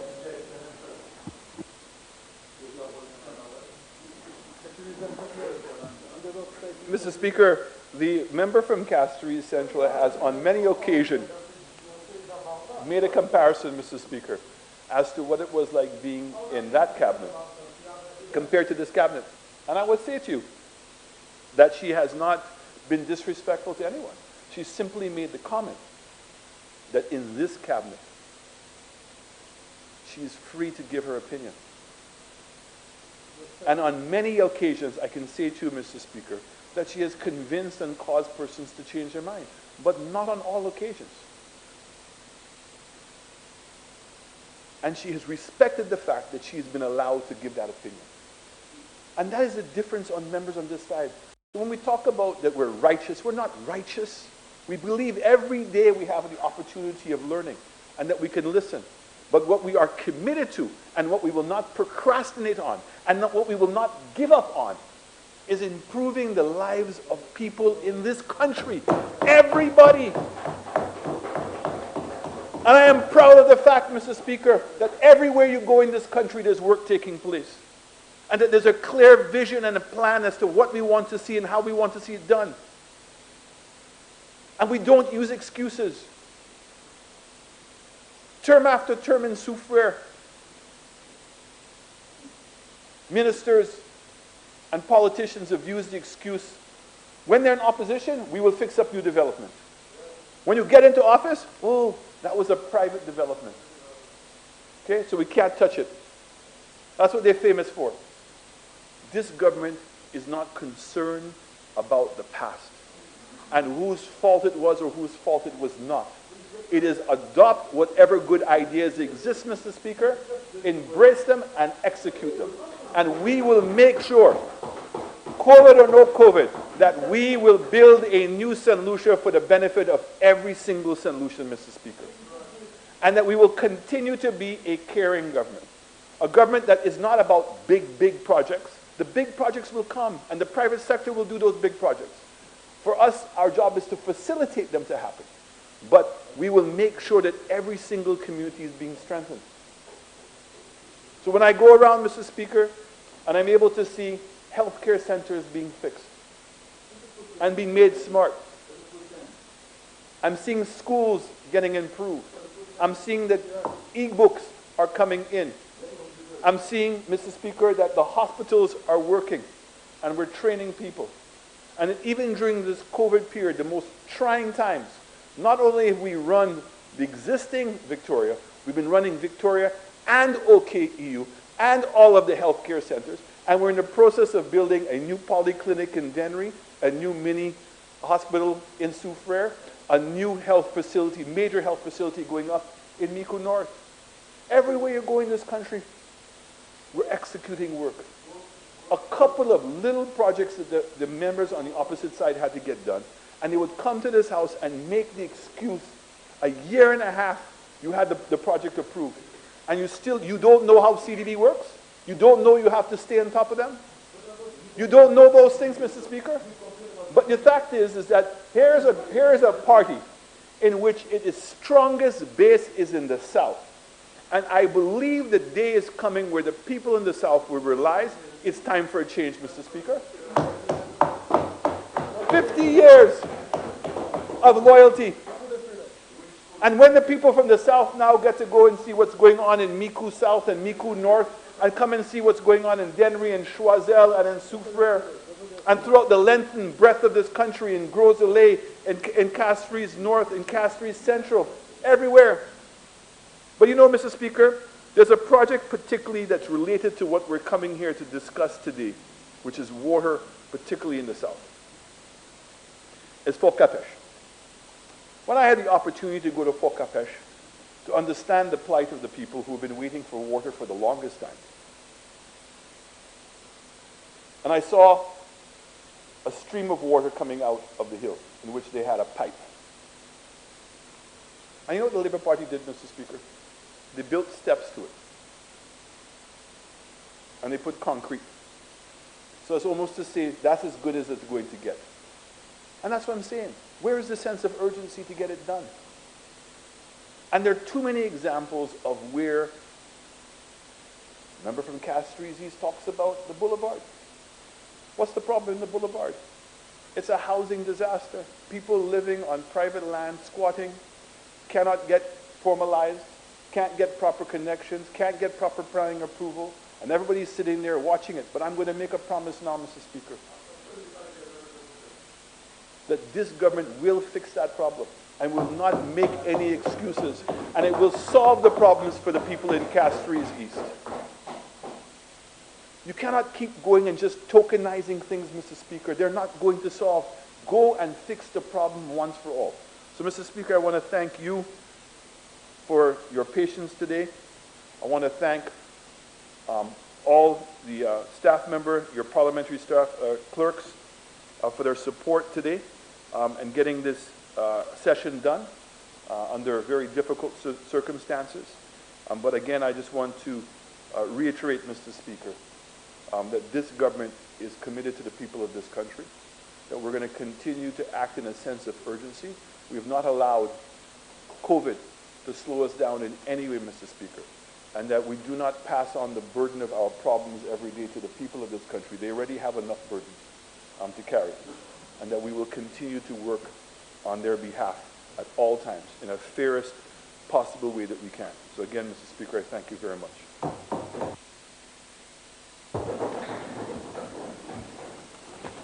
Honourable members, the question is that Parliament authorizes the Minister of Finance to borrow from the Caribbean Development Bank an additional amount from its ordinary capital resources not exceeding US dollars 7,378,000, which consists of an amount of US dollars 4,178,000 from the Equity and Market Resources of Caribbean Development Bank, additional E&M tranche, and an amount of US dollars 3,200,000 allocated from the European Investment Bank to the Caribbean Development Bank under the Climate Change Action Line of Credit, additional EIB-CALC tranche to assist in financing the 6th Water Viewfort Supply Redevelopment Project. Be it further resolved that A, the interest rate payable On the ordinary capital resources portion, withdrawn and outstanding from time to time is 1. In the case of the European Investment Bank, climate change action line of credit tranche 2% per annum. 2. In the case of equity and market tranche, 3.75% per annum. B. The commitment charge is paid at a rate of 1% per annum. Honorable members, on the amount of the ordinary capital resources portion, unwithdrawn from time to time, and which accrues, 1. In the case of the loan agreement, from the 60th day after the date of the loan agreement. 2. In the case of the amended loan agreement, from the 60th day after the date of the amended loan agreement. I now put a question. As many as are of that opinion, say aye. Aye. As many as of contrary opinion, say no. I think the ayes have it. The ayes have it. Honorable Prime Minister. Thank you very much, Mr. Speaker.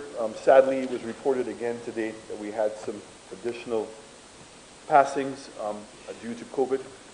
And again, I want to express my deepest sympathies to the families that were affected and to continue to remind all of us in St. Lucia that COVID is real, and even with the advent of the vaccine, it's still going to require all of us to continue to practice our protocols. And that while we may believe that we cannot be personally affected, there are many persons who remain extremely vulnerable in our society, Mr. Speaker.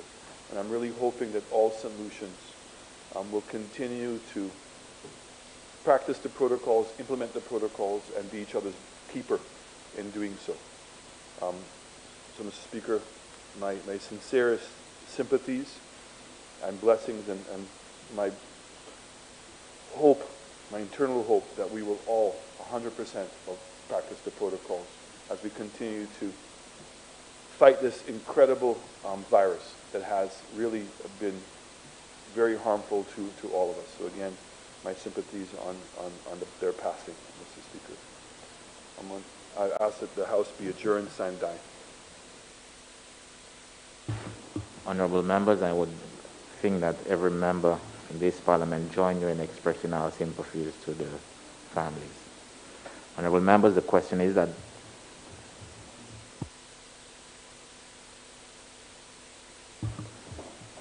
Honorable members, the question is that this House do send a gen sine die. I now put a question. As many as are of that opinion, say aye. As many as of a contrary opinion, say no. I think the ayes have it. The ayes have it. Honorable members, there is snacks in the lunch.